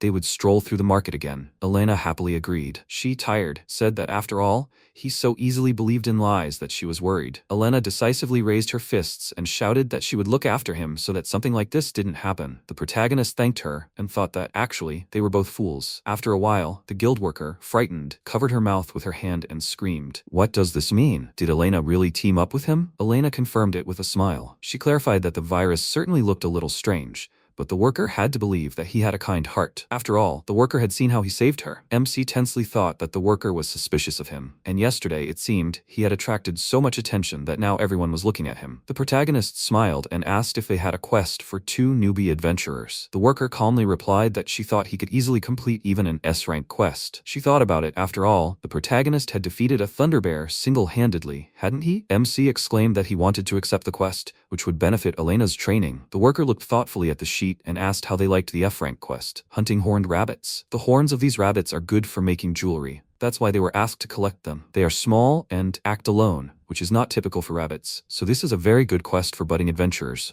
Elena resolutely shouted that they would try. The protagonist put his hand to his chest and said that then they will take this quest. If anything, he will support her. The worker need not worry. The worker smiled and thought that in general, she was most worried about MC going with Elena. The worker clasped Elena's hand and asked her to be careful. Virus thought sadly that the worker probably thought he was the same bandit as those freaks. What can you do? First impressions always ruin everything, but he will conscientiously complete the quest and win her trust. After some time, MC noticed that they were hanging around somewhere around here, but I don't see them. They've been searching for an hour now. Are they really that hard to find? Elena disagreed and said that these monsters usually appear right away. Maybe they became more cautious because goblins, their dangerous enemies, were passing by. The protagonist was scared and wondered if it was really his fault. He couldn't let the first quest be ruined because of him. The protagonist raised his hand and exclaimed that if that was the case, he would find the rabbits with magic. He noted that it was dangerous and asked her to step aside. Elena agreed and asked if the protagonist would find them that way. MC thought that it looked like he could use the symptoms he got from that merchant as well. The virus instantly used presence concealment and presence detection. MC thought that he had eliminated the goblin's aura and would now find the aura of living beings. He quickly turned his attention to the log lying on the ground. The protagonist thought that there was someone there. He turned his head to the side, called out to Elena, and shouted that there was someone in that fallen tree. He offered to go check it out. Elena said with admiration that the protagonist really was a genius. He could even use such advanced magic as spatial perception. MC agreed and clarified that he grew up in the mountains, so he didn't know. Elena said that before they continued, she would like to ask him for something. She would be grateful if the protagonist didn't use any magic on her. Elena knows that it sounds strange when she's so weak, but she would like to become stronger through her own efforts. The virus agreed and exclaimed that it would be for the best. After all, he couldn't always be around. Elena thanked him, and the protagonist fell silent. He thought that when he was an animal, he liked to use his own power as much as possible, but he still doesn't understand a lot about the virus. If MC infects someone, he doesn't even know how to undo it. He shouldn't infect Elena, even if it made her stronger. The protagonist quickly turned around and suggested checking anyway before the rabbit escaped. MC stood in front of the log and said they would block both sides of the log. He asked her to be careful. The protagonist peered inside the log. Elena warned that horned rabbits could deliver a powerful piercing blow. Don't look inside so suddenly. The rabbit ran along the log at high speed. It hit the protagonist's helmet hard. The helmet instantly popped open. Elena cried out in concern. Is the protagonist okay? The virus agreed and noted that it was thanks to the frame. But what about the rabbit? MC thought he was making no sense. Elena may be weak, but she was far more competent than such a damn freak. He shouted that the rabbit was diving into a hole. Elena asked him to wait a bit. She sadly turned her head to the side and said that these were the burrows of stone moles. They are medium-sized monsters, stronger than horned rabbits. Stone moles feed on soil, which then hardens around them, forming stone armor. It is a special type of stone that is not easy to penetrate. The protagonist said he'd deal with the stone moles then. While he's doing this, does Elena think she'll be able to catch that horned rabbit? Elena confidently asked to leave it to her. She could at least distract the rabbit, but could MC handle that many on his own? The protagonist replied that everything was fine. He was confident in his own abilities. Besides, he could use magic. Virus particles spread over the rabbits. The system window notified that the following symptoms were open: jumping, pushing, danger detection, weak vision, gluttony, clawing, digging, stone skin, and anesthetic secretions. Virus thought that was good. The horned rabbit was infected too. Now he won't have to worry even if something happens to Elena. She probably won't like it, but given how weak Elena is, she could get seriously hurt. It's better to weaken him and let Elena gain confidence. The protagonist warned that the rabbits are approaching. He asked Elena to deal with the horned rabbit. The stone rabbit struck, but the protagonist stopped the attack with his weapon. MC thought that the rabbit might be strong. However, he was no match for the orc. He could deal with them with brute force alone. The protagonist struck the enemy, and the stones flew apart. MC thought that at this rate, it would soon be over. The horned rabbit, although small, could still cause difficulties for Elena. If she gets into trouble, it will activate several symptoms. The virus paused in surprise. Elena confidently raised her sword. She quickly raised the weapon, but the rabbit jumped aside. The tip of the sword approached the rabbit's neck, and he screamed in fear. The protagonist, watching the fight, wondered, what kind of strangeness is this? Elena is not wasting time. They are fighting on equal terms, just like those goblins. Maybe it has to do with how focused she is on her opponent? Now the protagonist realized what a determined girl she is. She lacks spatial perception, which is why Elena is so vulnerable to groups of enemies. Until now, she was alone, so perhaps she did not notice. But with a little support, she can fight one-on-one. This girl can definitely show her true potential. The rabbit quickly galloped towards the forest. Elena put her hand to the horn lying on the ground. She tiredly said that she did it. The protagonist exclaimed that he saw. It was a very good fight. Elena remarked that this was the first time Elena paused and asked, did he use any magic on her? MC replied that he didn't do anything. Honestly, he didn't use anything. It was Elena. She defeated the horned rabbit with her own powers. The virus thinks she has real talent for this. If he's not mistaken, he'd say she has all the qualities to become great. Elena burst into tears and the protagonist fell silent. He yelled that she was crying again. Elena replied that she was sorry. This was the first time someone had said something like that to her. MC clarified that this was still his first quest, so he wasn't too sure about that. Elena agreed and said she would do her best not to let him down. After some time, the worker thanked them for their work. Here's the reward for defeating the horned rabbit. That's quite an achievement for a rank 6. Elena looked at the bag of coins in amazement and screamed, what should she do? She's never had so much money before. The protagonist pointed out that she was the one who killed the rabbit. Elena should be proud of it and spend the money as she wants. Elena happily said that she was able to do this only thanks to his support. This reminded her of the bag she'd wanted for a long time. Would it be okay if Elena went and bought it? The protagonist agreed and asked, they're going to the market, right? Elena clarified that the bag was quite unusual. There were a lot of fakes at the market, so just in case, she'd buy it at a famous shop.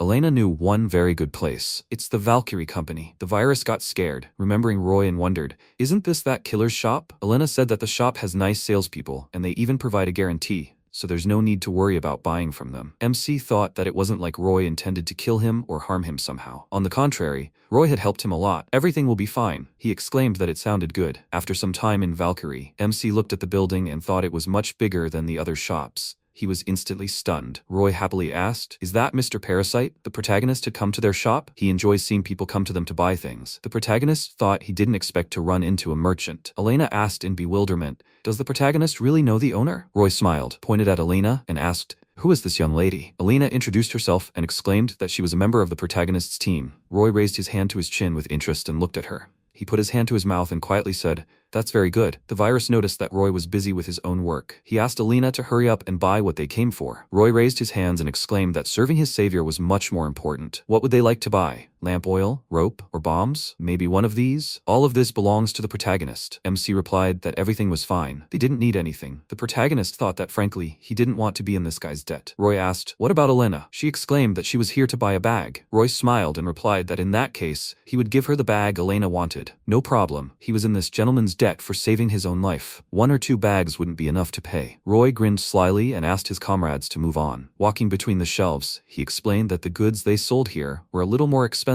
because of their motto, fair trade, but he could guarantee their quality. They had earned a good reputation among the artisans, so they sent the best products to them. The comrades could often see this in their day. Illegally created fakes by slaves that were sold at the price of the original. They didn't tolerate such things. MC thought he was imagining some kind of high-end establishment, but it looked more like a supermarket. Apparently, it's not a bad place to shop. Roy picked up the bag and asked if this bag would suit Elena. Or should they look at others? Elena happily exclaimed that she wanted this one, a bag that would never tear, no matter how many people put it in. It has a magical enchantment that allows it to be 5 times more spacious than a regular bag. Roy exclaimed that it was a necessary accessory for adventurers. He asked Elena to take the bag with her. Elena wondered if that was really okay. The merchant agreed and said he could give one to the protagonist as well. The protagonist raised his hands and said no need. Roy clarified that he understood that the virus didn't want to feel indebted to him. However, he was doing this out of gratitude for saving his life, so the protagonist shouldn't refuse. MC noted that the merchant could have defeated the wolves back then, even if he hadn't helped. The protagonist thanked Roy for giving Elena the bag, but he didn't need it. Elena asked in confusion, "Everything's okay, right?" Virus raised his hand and said goodbye to Roy. The merchant shouted that they were really looking forward to MC's next visit. Roy clarified that the wolves were fake to test how well the mercenaries would cope. It seemed the protagonist knew this. The assistant said that the tracking magic cast on the girl's bag was working. Roy replied that it was good. The girl seemed bright and kind. She looked like she was from the village, but at the same time she was well-mannered, with a gentle aura. She would fetch a good price on the black market. After a while, the protagonist noticed that Elena looked happy. She happily agreed and replied that now that she had such a thing,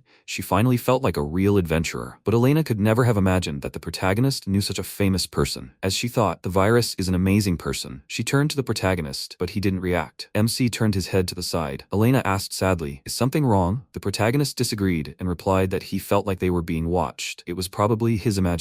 MC thought that wasn't true. It wasn't his imagination. The system window notified that the danger detection had been triggered. The virus thought with great fear. Now that he thinks about it, how did Roy know his name? Elena asked. "MC is okay, right?" The protagonist apologized and said he was just a little tired. Elena exclaimed with a smile that he didn't need to walk her to the hotel. It was right around the corner, so Elena could walk from there on her own. The protagonist disagreed and said he would walk her to the entrance. He thought that if it was Roy's assistant, then he was the target. The protagonist needs to safely escort Elena and then hide from him. After some time, Elena thanked the protagonist. She clarified that she would pick him up at the same time tomorrow, but if MC was tired, they could postpone the quests. The virus agreed and replied that he would take a little rest today. They would see each other again. Elena raised her hands with great happiness and exclaimed that they would see each other tomorrow. The protagonist folded his hands in farewell. He thought that he had some uneasy thoughts about her because of his previous life, but spending every day like this with Elena might not be so bad. So MC needs to make sure she's safe. It's time to check on those Valkyrie guys and make sure they're not up to anything. At the same time, Elena noticed that the more she learned about Parasite,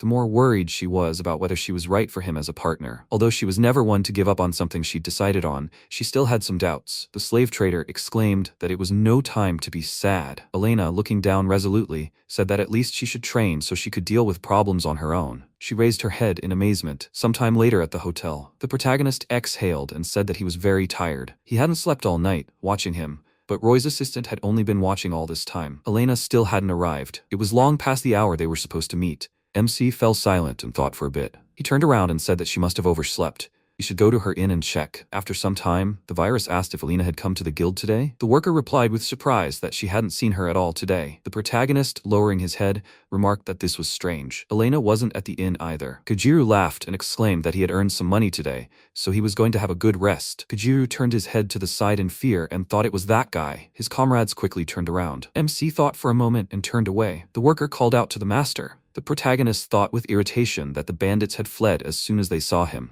They were the ones who had pestered Elena earlier. He had a bad feeling about this. The virus senses them using presence detection. If they go too far, they will blend into the crowd, and he will lose them. They must have gone into this alley. MC approached the corner of the building. The tip of the blade instantly approached his neck. Gajiru screamed in rage, and the protagonist thought this freak was actually trying to kill him. This was completely different from the bloodthirstiness he'd seen when they were fighting in the guild. The system window notified that the electric discharge symptom had activated. Gajiru screamed in pain and leaned back. The protagonist noted that it looked like they wanted to kill him. Unfortunately for them, he'd already done something to their bodies. The bandits had to answer his question honestly, otherwise they'd suffer even more. The protagonist sternly asked, "Where is Elena?" Gajiru raised his hands with a smile and shouted, "Who knows? They had nothing to do with it." He instantly felt intense pain and screamed. Gajiru extended his hand toward MC and exclaimed that he understood everything. Gajiru asked the protagonist to stop using that damned skill. They sold Elena to the slavers. They had no choice.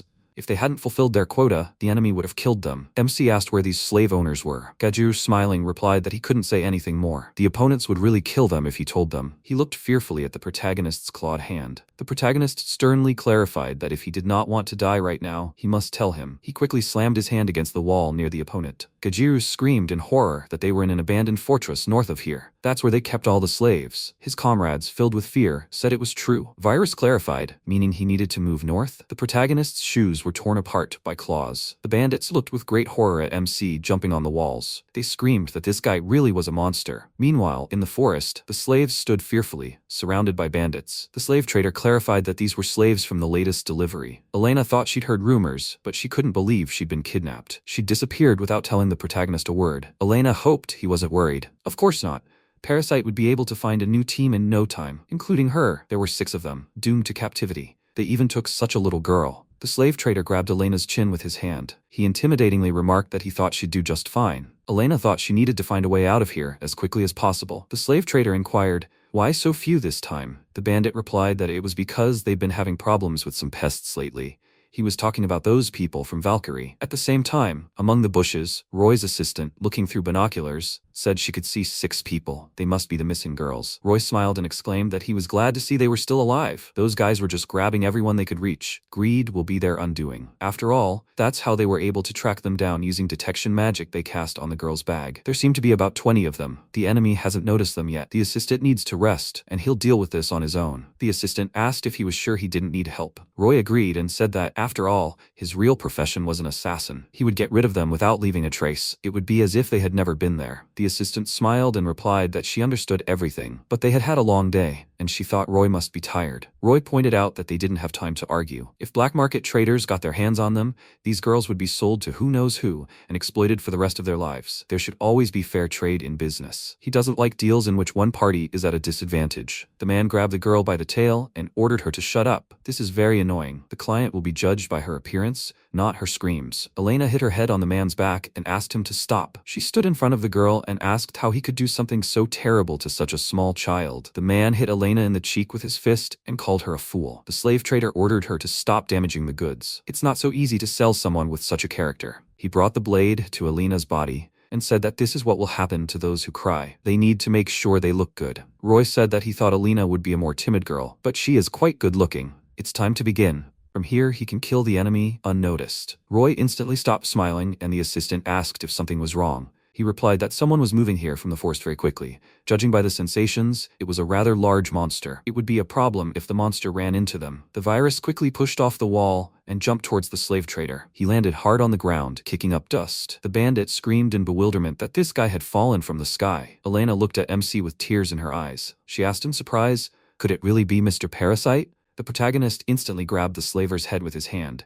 He squeezed the head tighter, and the slaver screamed. The slaver wondered, what's wrong with this guy? What is this terrifying force? Suddenly, a spear pierced the protagonist's body. Elena called out to the master in horror. MC squeezed the tip of the spear. He wondered if the enemy really thought that was enough. The slaver raised his hands in fear and asked him not to do it. Blood gushed to the side and the slave screamed. The protagonist began to count the opponents. He said horrifyingly that he was going to kill them all, every single one of them. The bandit angrily asked what happened to the protagonist's limbs. MC warned that the enemies wouldn't defeat him, even if they all attacked. The bandit raised his weapon and ordered them not to interfere. The virus couldn't do anything like that. MC calmly raised his hand, ready to attack. He quickly chopped off the enemy's hand. The bandit looked at him with intense fear. The protagonist raised his axe, ready to attack. He struck the bandits with lightning speed. The enemies noticed that the protagonist wasn't human. They quickly ran to the side. The protagonist raised his axe and jumped towards the bandits. Roy watched with interest. He thought Parasite was a good guy. Who would have thought MC had such a side? He was curious, so Roy researched the protagonist's past, but found nothing at all. No matter how secretive the MC is now, information always appears. But in the case of the protagonist, it is different. The protagonist seemed to simply appear from that forest. The bandit said that his body suddenly went numb and screamed. Elena fearfully asked the protagonist to stop. MC froze, and she said that the protagonist was going too far. MC looked at the corpses lying on the ground. He calmly turned his head to the side. The virus asked for forgiveness and clarified that he would free them right now. Elena looked at the girls and said that everything was fine. The protagonist was here to help them. The protagonist untied the girls' hands.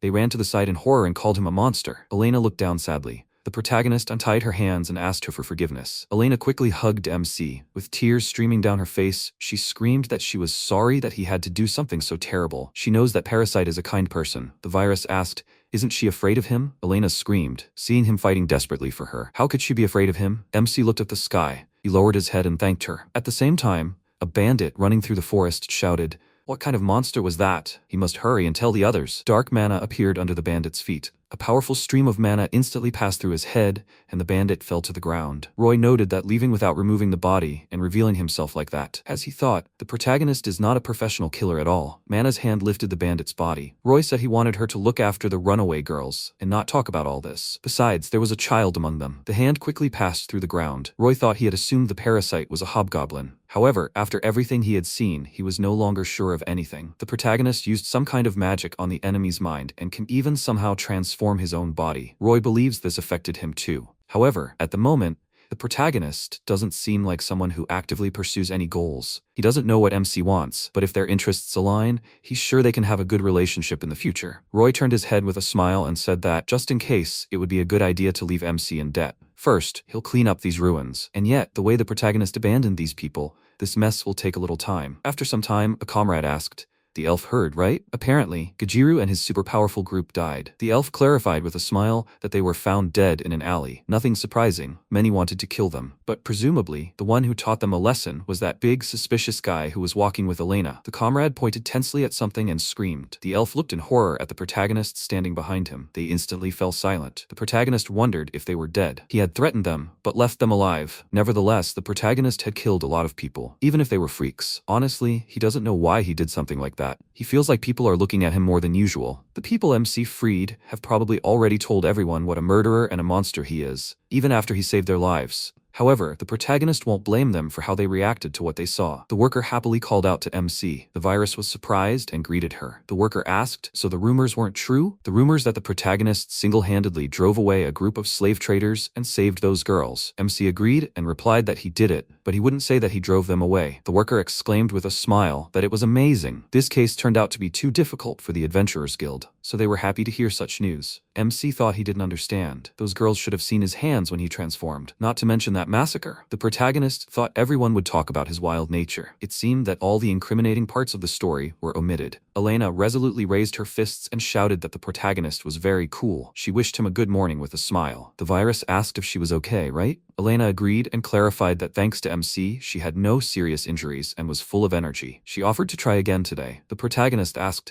if she really still wanted to be on his team. Elena sighed tiredly and noted that she felt like she needed to tell him one more time. The protagonist fought for all of them. She would never hate him. The protagonist thought that this girl really had great fortitude. She should have been scared. Elena noted with amazement that, come to think of it, his voice seemed to have improved. Virus exclaimed that it meant his health was improving. Elena screamed that she was very happy. Maybe one day they could talk without his helmet. The MC thought that all the modifications he made through body manipulation were worth it. Elena suggested getting back into the right frame of mind and accepting a new request. The MC asked if there was any suitable quest. The employee put a sheet on the reception desk and asked, "How about this? It's an E-rank quest to exterminate goblins. They haven't caused any harm yet, but it's still better to deal with them." The protagonist thought that the place marked here, isn't that where he lived with the goblins? Elena confidently asked to take this quest. She can't forgive the goblins for the damage they've done to her village.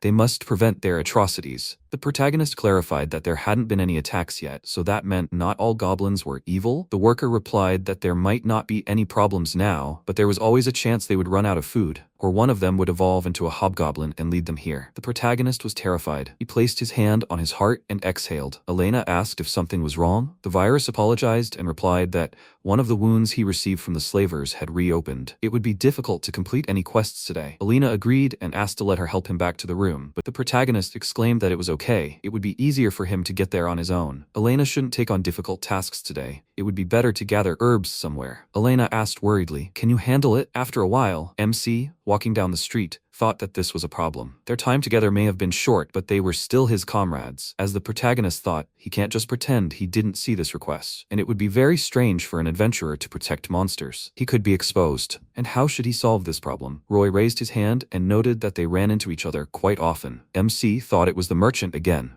Roy said that there had been a lot of news about the protagonist lately. They said that MC defeated a gang of slave traders and freed the girls they kidnapped. The protagonist turned around and apologized, clarifying that he was a little busy right now. Roy asked him to wait a bit and exclaimed that he was planning to return something to the protagonist when they met. Wasn't that his partner's hairpin? Roy found it in an abandoned fort in the north and wanted to give it to MC. The virus inquired if the merchant had really been there. Roy adjusted his hat and replied that he was just passing by. And yet, if he had taken a different route, the protagonist could have been in big trouble. Corpses were scattered everywhere, and MC didn't even ask the girls to keep what they saw a secret. However, the protagonist shouldn't worry. There's nothing among the rumors that would defame MC's name, right? The consequences are already over. It looks like the protagonist is in his debt this time. The virus thought for a moment and asked, even knowing what happened there, does Roy still want to help him? Roy replied that helping someone with such talents is an honor for him. MC thought that he didn't want to be indebted to such a dubious guy. Now's not the time to worry about that. The protagonist noted that in that case, he needs the merchant's help with one more thing. At the same time, in the forest, the cries of goblins are heard from the cave. After a while, the goblins are walking around the cave. The goblin exclaimed that this is breaking news. The hobgoblin is back. The protagonist, hugging the goblins, said that a lot of time had passed. His comrades joyfully shouted that he hadn't forgotten about them. MC remarked that they were very talented. Roy said that he didn't know goblins could even speak. The goblins were frightened to see a human. Roy adjusted his hat and asked how they were doing. After all, the protagonist had asked him to protect the local goblins from extermination, hadn't he? The protagonist patted the goblin on the head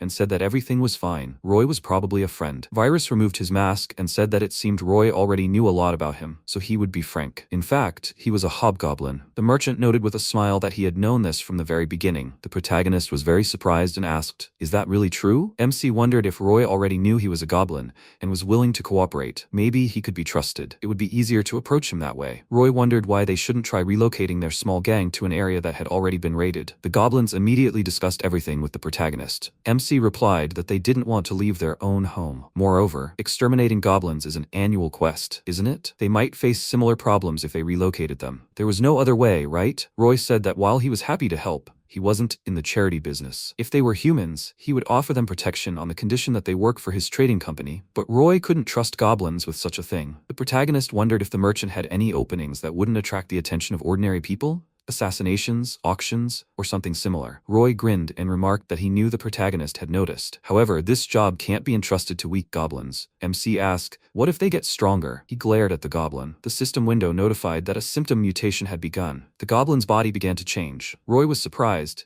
and the virus clarified that all these goblins had a unique spell cast on them. Some of them were strong enough to break boulders. Others would be more skilled in covert operations. They had an expert in herbal medicines and a good cook who could work in the kitchen. If MC ordered them, they would do whatever Roy said. Roy smiled, and the protagonist asked, "So, what's the merchant's proposition?" Roy remarked that monsters were like hired labor. If everything went as the protagonist said, he could trust them with things he couldn't entrust to humans. The protagonist joyfully exclaimed that it sounded good. Roy added that this was his first time hiring monsters as employees, so they'd have a probationary period at first, but he'd take them under his wing. Virus exclaimed that he'd definitely repay him for this favor. Just don't force them to do anything too dangerous. The merchant replied that there were plenty of safe positions they could work undetected, so MC had nothing to worry about. However, even if the protagonist could prevent the first extermination, when they learned there were strong goblins here, they'd send stronger adventurers to deal with them. MC said that if at all possible, he wanted them to avoid fighting adventurers. Roy raised a finger and thought of the protagonist's partner, Elena. He clarified that she hated goblins ever since they attacked her village. Didn't she? Perhaps the protagonist needed to find a new body before she found out. The protagonist agreed with concern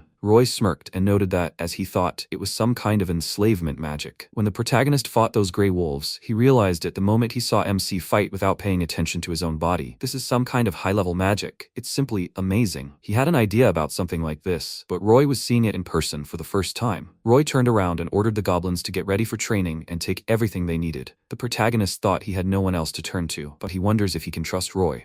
After a while, Elena, sitting at the table, asked, "He's sure he's okay, right?" MC replied that everything is fine. He regrets what happened yesterday. Elena smiled confidently, and the protagonist asked, "What happened?" Elena picked up the bag of money and exclaimed that yesterday she went hunting for a horned rabbit alone. The protagonist exclaimed in amazement that she was growing up so fast. Elena explained that she had used their favorite food as bait and lured one of them out of hiding. Thanks to the protagonist, she had begun to demonstrate her skills in one-on-one combat better. Elena reached into her bag and clarified that she wanted to discuss something with him. The protagonist asked, "So what?" Elena excitedly brought up the dungeon strategy game for beginners, floors 1-5, and asked if the MC would like to try challenging a dungeon with her. After some time in the forest, the protagonist, sitting on the ground by the fire, asked how such a crowded place could exist in the middle of the forest. Elena replied that there were a lot of people here who were going to go to dungeons, and that motivated her. The MC noted that the atmosphere here was different from what he had imagined. Elena was surprised and asked, "Is that true?" The protagonist said that dungeons are places where monsters appear. Aren't they supposed to be dangerous? But it seems like no one here is worried about that, despite the fact that battles await them. Elena tilted her head to the side with a smile and said that many of them just want to test their own strength, just like them. And the monsters on the lower floors aren't much stronger than those outside. She turned her head to the side and looked at the man, and asked the MC to look at this. They have a rank 3 token. She thinks they can reach the middle floors. The protagonist picked up the token and thought that he received the token when he registered. He is still rank 6th. Elena explained that the inner workings of the dungeons are still unknown, and although the monsters they spawn are a threat,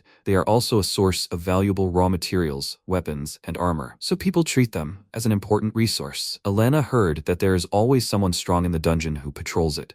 These are preventative measures to prevent any monsters from leaving the dungeon. The protagonist thought with admiration that if the monsters in the dungeon were different from those outside, he might be able to acquire new symptoms. As someone trying to stay sane and live a normal life, he had no reason to chase new skills. It never hurts to become stronger. Elena enthusiastically raised her hand and shouted that a few more steps and they would be there. It was time to get started. The protagonist asked what about food. They also needed a lantern and a map. Hadn't she said they would buy them at the market? Elena covered her mouth and replied that he was right. She was too nervous. After all, this was her first time in a dungeon. The MC wondered if she would be okay, right? If he wanted to protect her, he would still have to acquire new symptoms. After some time, they arrived at the entrance to the dungeon. The protagonist admiringly noted that this was the entrance to the dungeon. It looked like a passage to the ruins. Elena said tensely that there are different types of dungeons. This one refers to the type of underground ruins. Elena looked fearfully at her slime-covered leg and screamed, "What happened?" MC shouted that he would help her and asked Elena to just stop. She replied that everything was fine. Elena tensely raised her weapon. She plunged her sword into the slime. She noted that they were easy to defeat. You just need to cut the core, and slimes also contain a little poison. Elena noticed a plant and screamed that she found it. She rubbed her leg with the slime and said it was nothing serious. You just need to rub the juice into the wound to neutralize the poison. The protagonist asked if she had really encountered something like this before. Elena smiled and, disagreeing, replied that nothing like that. She just memorized everything from the dungeon guide. She doesn't want to be a problem for him. The protagonist thought she read that huge book. She really is a hard worker. Sometimes Elena may seem naive, but as long as he looks after her, everything will be fine. Pieces of slime quickly flew out of the entrances. Elena said in fear that there were a lot of slimes here. Her clothes were all sticky. The protagonist noted that most likely, only the first 2 floors would be like this. He thought that even if there was only slime here, he received new symptoms: poison, paralysis, acid. It seems that slimes have different abilities depending on their color. Elena sadly turned her head to the side and said that they came all this way to the dungeon. She wants to fight someone they can't meet outside. A loud scream was heard, and the MC asked in horror, "What happened?" Elena pointed at the skeleton and said that this corpse scared her a little, that's all. Judging by the clothes, it's not an adventurer. The protagonist noted that it looked like the corpse had been buried in these ruins a long time ago. Elena apologized for not thinking. She hopes he rests in peace. She called out to the protagonist and he asked, "What this time?" The skeleton raised its hand angrily, intending to attack Elena. MC struck the enemy with lightning speed. Elena screamed, "What is this?" The corpse began to move. It was supposed to be just a skeleton. The corpse's bones began to come together. Elena asked in fear, is it really regenerating itself? This monster is empowered by mana. As long as they don't destroy the core in its head, the skeleton will regenerate again. The protagonist exhaled calmly and thought, does he just need to destroy the head? It would be easy. But first, he will infect the enemy. The protagonist is confident that he will receive new beneficial symptoms. The virus particles headed towards the skeleton. The enemy leaped swiftly towards the protagonist, and MC, frightened, wondered if it hadn't worked. Is this monster resistant to viruses? Or can it infect something non-living? The protagonist clutched the skeleton's skull in his hands and thought that since he wouldn't experience any symptoms, he would simply destroy the enemy. The skeleton's skull instantly cracked. The slime-enveloped core squealed. The protagonist threw his head back in horror and screamed, "What is this?" Elena looked in surprise at the core bouncing off the ground. She confidently raised her sword and exclaimed that this must be its weak spot. She swiftly pierced the core with her weapon. Light enveloped the skeleton's body, and MC looked in amazement at the enemy's disintegrated body. Elena explained that magical creatures, such as skeletons and slimes, have a so-called core that stores mana, which is the source of their energy. According to the manual, they cannot maintain their own form if their core is destroyed. The system window notifies that the following symptoms have been acquired: mana manipulation, durability, resistance to slashing attacks, pain blocking, tirelessness, magical vulnerability, vulnerability to crushing attacks, holy magic, and sunlight. The protagonist wondered, so in order to obtain certain symptoms, he first needs to infect the core? He apologized for throwing the core to Elena and remarked that it was good that she dealt with it so quickly. Elena happily replied that it was nothing. All she did was pierce the core. The protagonist did most of the work. It's amazing that he parried the attack so easily in such a tight space. She greatly admires MC. The protagonist thought that he had just demonstrated his own strong side, and yet this girl is too pure. She's glowing with joy. The protagonist was stunned and screamed, "Why is her body glowing?" Elena looked at the light in bewilderment and asked, "What is that?" She thinks her mana reserves have increased. The protagonist replied that he wasn't sure what she meant. Elena smiled, remembering something. She explained that, to put it simply, mana is a form of life energy that resides inside monsters and people. When a creature dies, its mana is transferred to the nearest living creature. Once the body has accumulated enough mana, the person will begin to glow, and its reserves will increase. Elena enthusiastically raised her fist and exclaimed that, in other words, she has become a little stronger. The protagonist wondered, was it like a level up? Elena clarified that she was very sorry. It seemed like she had taken all of it. The protagonist replied that it didn't matter and congratulated her. He thought that he had never glowed like that before. This means that this hobgoblin must have already been quite strong. Since mana is stored in the body, it doesn't matter to someone like him who switches bodies. It's a little disappointing, but at least he has symptoms, and that's more than enough. However, there are many things MC can do to help Elena. It would be good if she could defend herself. Elena turned her attention to the monster with horror. She clarified that this monster was called a lizard man. They are not very smart, but they are fast and have sharp claws. Elena thinks they are of the same rank as a skeleton. MC calmly asked her to just wait here then, and he would defeat the enemy. Elena smiled decisively and asked if she could fight him. The protagonist asked in amazement, was she really going alone? Elena scratched the back of her head and said that if her plan doesn't work, the protagonist should help her. She will use this ice ball that she bought. It is not strong enough to freeze something solid, but it is good at lowering the temperature. Elena threw the ball aside and noted that lizardmen are lizards. The ball fell to the ground and cold air spread out. Elena added that if the temperature around them dropped, it would also affect their movement. Thus, he would not be able to use his own high maneuverability. She resolutely ran and exclaimed that also, this time they were attackers. Elena raised her weapon and the lizard man turned his head to the side. She delivered a blow, but the enemy blocked it with his shield. He looked at her in disbelief. The protagonist thought, did it work? Elena instantly ran behind the enemy. She delivered a powerful attack to the lizardman's neck. The enemy fell to the ground and Elena exhaled with relief. She joyfully shouted that she did it. Her plan, a duel with the lizardmen, completely worked. The protagonist clarified, did she really have more than one plan? Elena agreed and explained that the skeleton caught her off guard when he jumped out, and she could not be of help. But she came up with a plan for all the monsters they might encounter on the first 5 floors of the ruins. Elena, enveloped in a bright light, exclaimed that she respected the protagonist, so she wouldn't allow herself to be weak. MC was amazed, thinking that in that case, now he was starting to wonder what was stopping her. After some time, Elena decisively struck the enemy. Pieces of the ant's body fell to the ground, and its kin looked at it in fear. They scattered in horror. Elena joyfully exclaimed that they did it. As soon as the queen ant was defeated, the rest scattered. She thanked him for not letting the soldier ants attack. Elena paused, looking at the ants sitting on the protagonist. She asked how the protagonist was. He, irritably removing the ants from his clothes, replied that nothing. There were more of them than he expected. He was not hurt. Elena plunged her sword into the ant's head and explained that their jaws were surprisingly strong, so tearing them off wouldn't be easy. It would be much easier if the protagonist cut the jaw muscles instead. The protagonist thanked her and Elena, smiling, exclaimed that he could count on her. The protagonist thought with fear that this was not at all what he imagined. Everything should be different. He imagined what could have been. Elena, horrified, asked him to save her. MC decisively raised his fist and exclaimed that apparently she was too early in the dungeon. He would deal with them. The protagonist emerged from his imagination and thought about what would happen at this rate. Elena would raise her hand and say she'd been invited to join a strong team, so she'd go with them. She was grateful for the short time the protagonist had helped her, the time they'd been together. MC, tears in his eyes, pushed these thoughts aside and thought it was all because he'd relaxed. But still, his virus abilities could handle anything. He must regain his lost status in the group. But ever since they came here, Elena seemed to have transformed into a completely different person. She was glowing again. The protagonist asked if it was normal for mana to increase so easily. Elena replied that she was not sure. She had been alone for so long. Probably, mana increases so easily because she had so little of it. The protagonist thought, so that's how it works? Elena enthusiastically exclaimed that now she can defeat any of the monsters up to the 5th floor. The protagonist asked her not to think so highly of herself. Elena raised her sword and shouted that she even defeated a lizard man without using any items.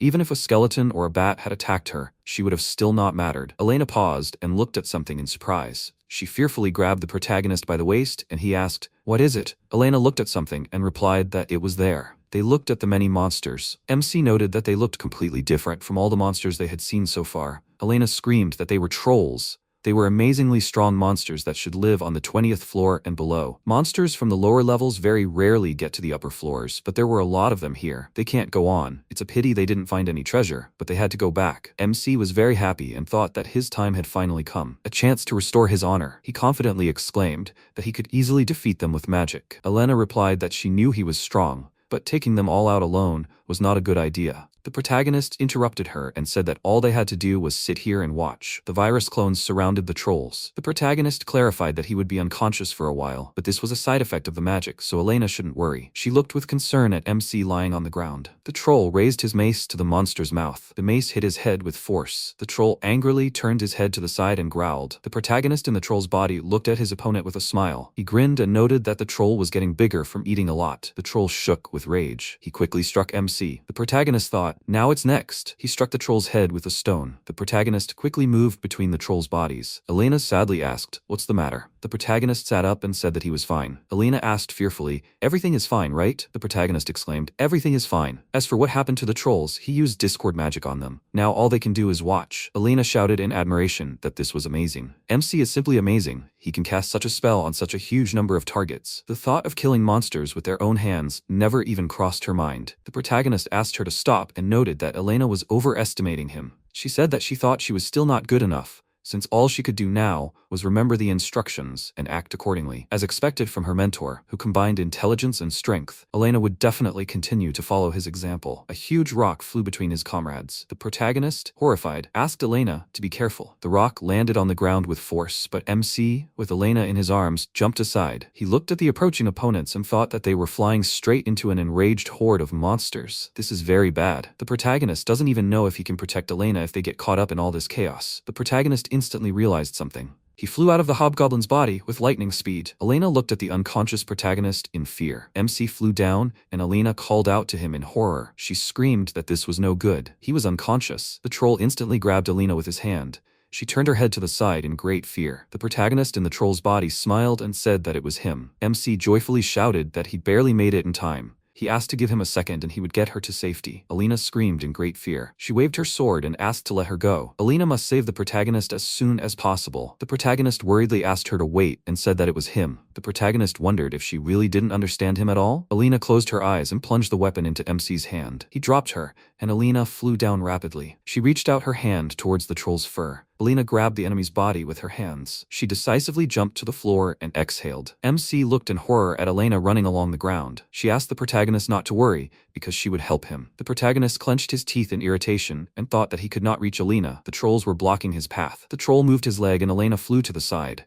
She fell hard to the ground. Elena looked away in fear. She instantly closed her eyes and sighed. Elena confidently exclaimed that Parasite was her savior. She refused to run away alone. The protagonist burst into tears upon hearing this. He turned his attention to the hobgoblin, who had sat down on the floor. MC thought that the hobgoblin had woken up. Things were very bad. He had to go back inside him. The protagonist quickly moved into the hobgoblin's body. Elena screamed with joy. It was a relief. He woke up. MC asked her not to come here and quickly run to a safe place. The troll furiously struck the ground with his mace and Elena flew up. She turned her head to the side with great fear and screamed. The floor instantly cracked into pieces. The protagonist thought they were mocking. Elena flew down and the protagonist thought that he would never make it in time. If she fell to one of the lower floors, Elena might not get out of there alive. MC closed his eyes with great fear. He thought that he wanted to avoid this. He has no choice. He must infect Elena and take over her body. The protagonist decisively spread the virus around. He looked through the crack in the floor and thought, "You made it in time, right?" The system window notified that the symptom, luck, was detected. The protagonist wondered,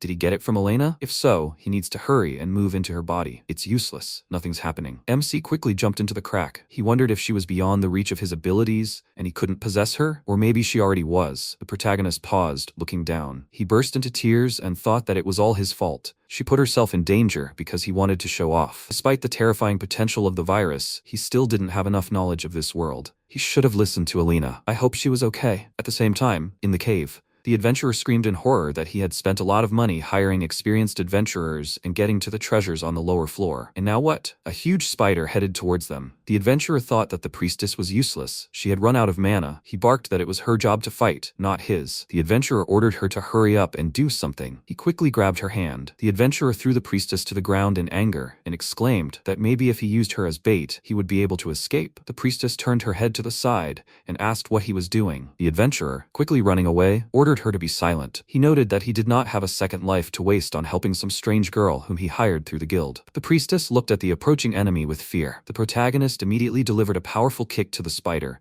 and comrades looked at him in amazement. The priestess asked what kind of monster was this. She had never seen anything like it. The protagonist, looking at her, said that Elena was not here. The priestess noticed the protagonist's body and thought that he had a token. Are they joking? Is this the adventurer? The protagonist apologized and asked if she had seen a girl in a green skirt and a red headband. She's a little shorter than her. The priestess replied fearfully that she hadn't seen her. MC turned his head to the side and noticed that the adventurer didn't look strong. He asked the adventurer to make sure he gets her out of here alive. It's important to take care of your own comrades. The adventurer looked in horror at the protagonist who jumped up. MC thought he had been searching for hours. Despite using night vision and presence detection, he couldn't find any traces of Elena in the place where she might have fallen. Most likely, she went to look for a way out, or she was attacked by a monster. The protagonist noticed a stinger jumping out of the ground. He looked at the huge worm and said it was a curse. He doesn't have time to fight the enemy. The protagonist wrapped a magic thread around the enemy and covered it in acidic secretions. MC instantly cut the enemy down. He noted that he didn't feel anything with presence detection. Endless battles are very tiring, but that doesn't mean he can afford to stop now. Elena might still need his help. He needs to hurry. The Dara Guild assistant holding a lantern asked him to wait. MC was scared and wondered, who is it? He can't move. The assistant clarified that she felt a presence different from the monsters she had encountered here before. It seemed she had stumbled upon a very strange specimen. No, it's too early to call it a monster. Perhaps the protagonist is human? The assistant ordered him to answer. She pointed a bright light from her finger towards the protagonist. He wondered, who is it? He can't move even a little. The assistant clarified.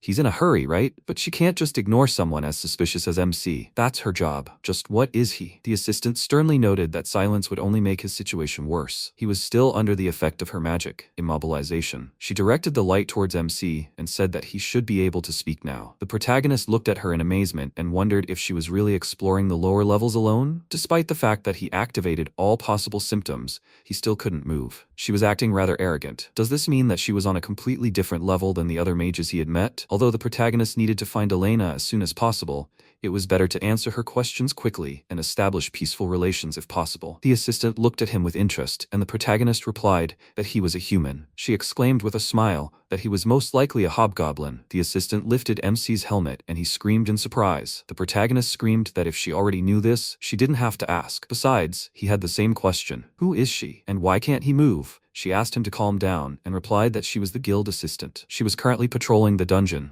The protagonist, remembering the guild employee, wondered what the girl at the reception desk was like. The assistant explained that her job was to ensure that all dangerous monsters did not leave the dungeon. This dungeon was an important source of resources for the city, but also posed a potential threat if a strong monster appeared. The MC wondered, in other words, she was here to destroy monsters like him? He tensed up and thought that was bad. She looked strong. The protagonist would move into the nearest monster and then, the assistant raised a finger with a smile and, interrupting his thoughts, apologized. She noted that perhaps he misunderstood her and asked to be allowed to clarify. Her task now is to understand whether the protagonist is human in nature. The protagonist crossed his arms in bewilderment. The assistant explained that after discovering him, she observed his actions for some time. She saw how the protagonist saved those adventurers who were in trouble. As a rule, a hobgoblin will not try to help anyone, especially people. Moreover, the badge he wears tells her that the MC is an adventurer from the guild. The guild hires many creatures with a wide variety of characteristics. The fact that he is a hobgoblin does not mean that he must be destroyed. Although the assistant does not know how he became a hobgoblin, he seems like someone who wants to live a quiet life. The protagonist said that he is looking for an acquaintance. They separated. She is an important person to him. Perhaps until recently, he lived like a monster, but he never had the desire to attack people. And now the MC thinks about it.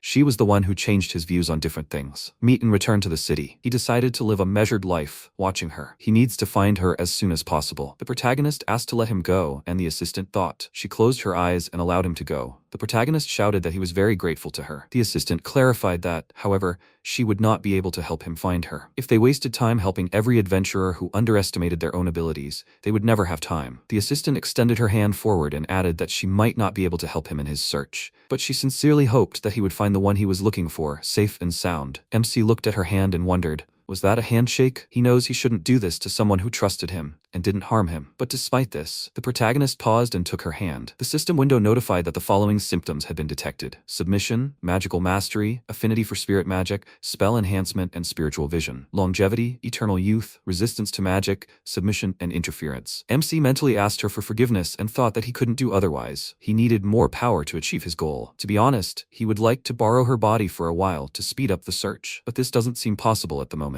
If the protagonist hadn't been a fool and had noticed her back then, he managed to extract quite strong symptoms from her, which is already a big plus. He should move on quickly. The protagonist thanked her and said goodbye. The assistant sternly added that this was advice for him. If the protagonist is considered too dangerous in the city, then she won't be so kind. MC froze tensely. The assistant turned around with a smile and raised her hand, asking him to relax. This is all just hypothetical. She will return to patrol. Perhaps they will meet again one day. The protagonist thought he was safe. Once he found Elena, he would not even think about doing something so reckless again. The protagonist would remain at this rank, accept requests appropriate to his skill level, and live inconspicuously. MC turned his head to the side and noted that, however, there were no signs of life. Even when he used magic perception, it didn't look like she was around here anywhere. The layout here is more complex than on the upper floors. This wandering in circles would get him nowhere. The protagonist would try to return to where they fell and start searching again. He jumped quickly and thought that something was wrong. There should be a path. He was moving forward, but the corpses of the monsters he killed along the way were gone. Do corpses disappear after they are killed? It can't be. That didn't happen on the upper floors. MC stopped in front of the wall and screamed,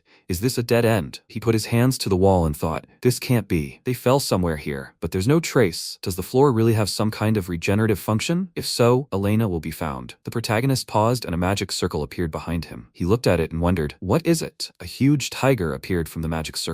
He roared with fury and jumped towards MC. The protagonist instantly struck the enemy. He wondered, was this monster summoned from this magic circle? This circle was still there. The protagonist raised his hand to the magic circle. Bright streams of light were directed to the sides. The protagonist was quickly drawn inside the circle. He appeared among the leaves. MC raised his head and asked, what is this place? He felt like he had been transported somewhere far away. He looked around and thought there were a lot of circles here. Do monsters use them to travel? Perhaps Elena was also transported by one of these circles. If so, then all his searching so far was in vain. A tiger emerged from the bushes and growled. He sank his teeth into the protagonist's hand, and MC screamed, is this the enemy again? The protagonist wondered how fast they were multiplying. He would have to infect them all at once to defeat him. He struck the tiger and ordered him to sleep. The tiger stepped on a magic circle. Suddenly, dark arrows flew out of the circle and pierced the tiger's body, and he screamed. The protagonist noticed this and wondered, could this really be a trap? Someone had combined traps with transport circles. Moving through them without knowledge would be a bad idea. He used subjugation, and the tigers instantly froze. The protagonist thought it seemed like the symptoms he received from the elf had already come in handy. MC said he was sorry sorry and ordered the tigers to stand on the magic circles. The tigers calmly complied. Dark arrows pierced the opponents' bodies,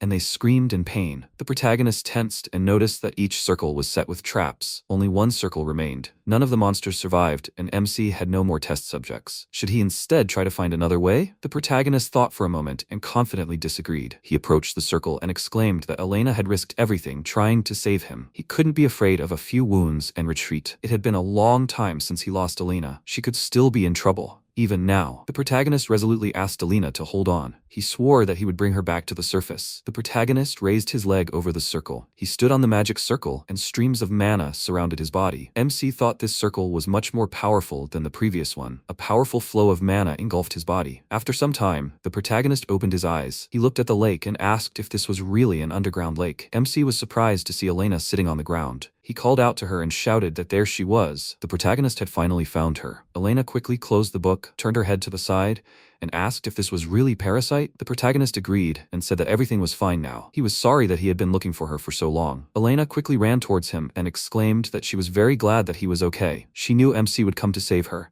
so she was waiting for him here. Elena was truly happy. The protagonist, with a broken mask on his face, exclaimed that now it was time to go back. Elena was stunned and asked if this was really a goblin. She shook with fear, and MC asked what happened. He asked where the hobgoblin was. The protagonist looked at his own reflection in the lake. He was very scared and covered his face with his hands, screaming. The protagonist exclaimed that this was not what she thought. Elena lowered her head in horror and noticed that Mr. Parasite was a hobgoblin. The protagonist closed his eyes and thought that even if she believed that he had borrowed this body, he knew that Elena hated goblins and that what had been done could not be undone. MC asked for forgiveness and clarified that it was long overdue to say so. He did not want to scare her. The protagonist asked to at least let him take her to the surface. After that, he would stay away from her. Elena, with tears in her eyes, asked for forgiveness. MC looked at her in bewilderment, and Elena said that she did not know he was a hobgoblin. Even if her village was destroyed by goblins, she did not know that people like him existed. Until now, Elena had said terrible things about goblins. She lowered her head and asked for forgiveness. The protagonist clarified that he had been hiding his identity from her. Could she forgive him for that? Elena screamed that he had risked himself for her countless times. Goblin, human, or anyone else, she would never hate him. The protagonist burst into tears, and Elena said that she truly regretted everything. MC clenched his teeth, and tears streamed down his cheeks. Elena worriedly screamed that she hadn't meant it. The protagonist replied that everything was fine and asked to let him explain everything. After some time, Elena asked, "Is it really consciousness transfer magic?"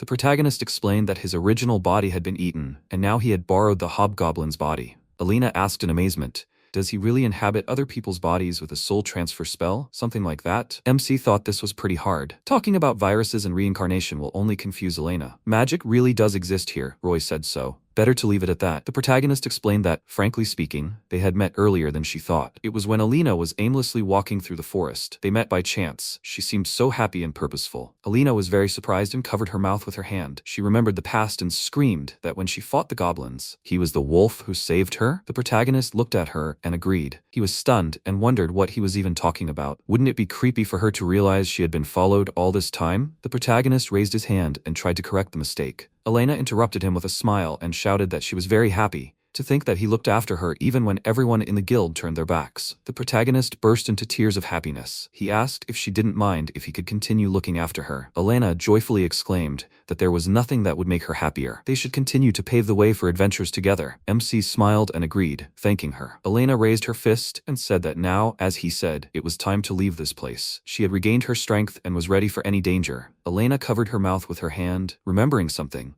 and the protagonist asked what happened. She sadly turned her head to the side and replied that if they remembered how they got here, how could they leave? MC screamed, "Is there really no way out?" Elena sadly confirmed this. The protagonist said that it seemed like the magic circle he fell into led him here. He looked around in search of it, but to no avail. He thought that of course, there were only walls all around. The protagonist turned his head to the side and put his hand to the wall. He used magic perception and thought that magic was leaking out. The protagonist decisively broke the wall with his hand and Elena called out to him with concern. They looked inside the wall in amazement. Elena joyfully shouted that there were a lot of treasures here. These were all expensive magical artifacts. The protagonist noticed the door and thought that great power was hidden behind it. Such power that he had never dreamed of. MC sternly turned his head to the side and said that he thought there was a strong monster ahead. Elena, enthusiastically clutching the artifacts in her hands, shouted that they should take everything they could carry. She paused and scratched her chin with her hand, thinking thinking about the monster. The protagonist smirked and asked, "What about all those artifacts here?" Elena said that it was possible that it was the dungeon boss. She knew about this from the tutorials, but the dungeon boss is the strongest monster in the dungeon. Unlike regular enemies, no matter how many times he is killed, he respawns. Even if they defeat him, he will be reborn in a few days. Moreover, he gains strength with each reincarnation, gradually becoming so strong that no one can defeat him. MC calmly suggested going against the boss next time. Elena fearfully noted that there was one problem. The book said that the only way to return was to defeat the dungeon boss. The protagonist used magical perception and thought that it felt like the whole room was shrouded in powerful magic to scare away intruders. He asked Elena to look for artifacts here that provide protection. Since the only way to return is to defeat the boss, they have no other choice. Elena enthusiastically stuffed the artifacts into her bag and agreed with him. The protagonist thought that he also needed some kind of weapon. He noticed a weapon visible from among the coins. The protagonist picked up the machete and thought that he felt magical power in it. With it, MC would be able to kill even the strongest monsters. Just in case, he needed to give Elena the enhancement symptom. Elena asked, "How about it?" She happily clutched the shield and sword in her hands. The protagonist exclaimed with admiration that it suited her very well. She looked very warrior-like. Elena laughed and remarked that she had always wanted to try such equipment. Until now, she had only used old equipment, and this magic armor is very light. She could not afford such luxury. Elena had never seen anyone in the guild have such magic armor. They could sell it for a lot of money. MC agreed, and clarified that first, they needed to get out of that room alive. He asked if Elena was ready. She agreed, and the protagonist suggested they begin. He raised his hand to the door, and asked Elena to focus on her own defense. It would be easier for him to fight that way. Elena sadly agreed with him. The protagonist noted that she had become stronger since she entered the dungeon, but behind that door lurked a truly powerful creature. The protagonist decisively raised his fist and said that they must get out of here alive. They will give it their all and return to the city. Elena smiled and agreed with him. MC opened the door to the boss's room. Bright beams of light shot out. A man was standing in the room under a crystal hanging on the wall. The comrades turned their attention to him. The golem lord turned his head to the side and the comrades asked, "Is that really a man?" The protagonist tensed and thought that it wasn't a man. The golem lord turned around and looked at the comrades. His face began to split. MC furiously covered Elena and shouted that things were bad. A bright gleam appeared in the lord's eye. A powerful beam of mana shot forward, but the comrades managed to duck. The protagonist shouted in irritation, "What the hell was that?" Elena said in fear that it couldn't be. "It's the golem lord." The protagonist noted that he had imagined them a little differently. Elena explained that an ordinary golem is a huge mechanical monster, but she heard that golem lords are similar to humans. However, they are still very hostile towards them. The protagonist prepared for battle and clarified, "So this is a higher type of golem?" He thought that if the enemy is a monster, then the lord must have a core. But can't MC just crush it? The protagonist looked at the lord in confusion. He thought that the enemy has no fighting stance, while the lord is completely open. But MC doubts that the enemy can be easily defeated. The protagonist, raising his machete, ran quickly and shouted that if the lord doesn't want to attack, then he will. A notification with a command appeared above the lord's head. He quickly raised his hand, shrouded in light. The protagonist activated the despair symptom and heightened perception. He tensed and thought that it was too early. The protagonist will concentrate magical power in the machete and chop the enemy. MC struck, but the overlord calmly stopped it with his hand. The machete got stuck in the enemy's hand, leaving cracks. The overlord prepared to attack, and his eye gleamed. The protagonist thought that this was bad. If he caught the enemy's shot at such a close range, his body would be torn to pieces. Elena instantly appeared behind the enemy and prepared to attack. She cried out decisively. Elena struck the overlord, and a stream of mana flew to the side. MC called out to his comrade in amazement. The overlord instantly pulled the blade from his hand and attacked her. Elena confidently stopped the sword strike. The protagonist thought with admiration that she had managed to block the enemy's hidden blade. Even with the symptoms of the disease, she was able to quickly react to sudden attacks. Elena is talented after all. He decisively raised the machete and thought that now was not the time to think about it. He needed to destroy this thing now while there was still a chance. He quickly swung the weapon from behind the enemy. The overlord instantly stopped the attack. MC thought the enemy could see everything around them. And now the enemy's body was covered in a layer of magic, making them stronger. Could the overlord have taken action against them? The lord created streams of mana around himself, and comrades were sent flying to the sides. Elena hit the wall and grunted. MC worriedly asked, "Is she okay?" Elena, breathing heavily, apologized and clarified that she had tried to repeat the protagonist's move. The protagonist replied with a smile that it wasn't necessary. It was only thanks to Elena that he was still alive. He thought that it seemed like the magical armor and resistance to physical damage had helped them avoid serious injuries, and the protagonist managed to spray the virus on the golem. The system window notified that infection was impossible. MC thought irritably that it hadn't worked. The overlord of golems is, first and foremost, a machine. That means viruses aren't a threat to him. No, there's a chance. Maybe it won't be possible to infect the shell, But what if he gets to the core? There must be some living cells there, right? The overlord swiftly struck the protagonist and broke the machete in two. Blood gushed to the side, and the protagonist exclaimed, "It's a curse. No weak points." Did the enemy analyze his fighting style and adapt to hand-to-hand combat? The protagonist raised his hand and sent magical threads from it. He wrapped the thread around the enemy's hand. MC thought it was fortunate he had so many different skills. He would change his fighting style faster than the overlord could analyze it. Liquid gushed from the enemy's elbow, and the protagonist thought it was good. As he thought, the dream of limb fusion is more fragile. This liquid emanated powerful magic. Could this really be fuel? He supposed it could be considered a wound. The system window notified that the following symptoms had developed: a tendency toward earth magic, water magic, light magic, and lightning magic. The overlord quickly cut the thread with his spear. The system window notified that the following symptoms had developed: magical steel armor, knowledge of techniques, analysis, and modification of magical constructs. The protagonist was delighted, thinking that there were living cells in the enemy after all. It seemed the enemy had realized something and decided to keep his distance, but that would be of no use to him now. The overlord would experience the full force of the negative symptoms. The system window notifies that symptoms have begun to develop: muscle weakening and paralysis. The overlord struck, but the protagonist managed to jump aside. MC thought there was no effect. Apparently, the machine doesn't care about muscle weakening and paralysis, although it's possible the negative symptoms didn't trigger due to the low level of infection. It's like with the trolls.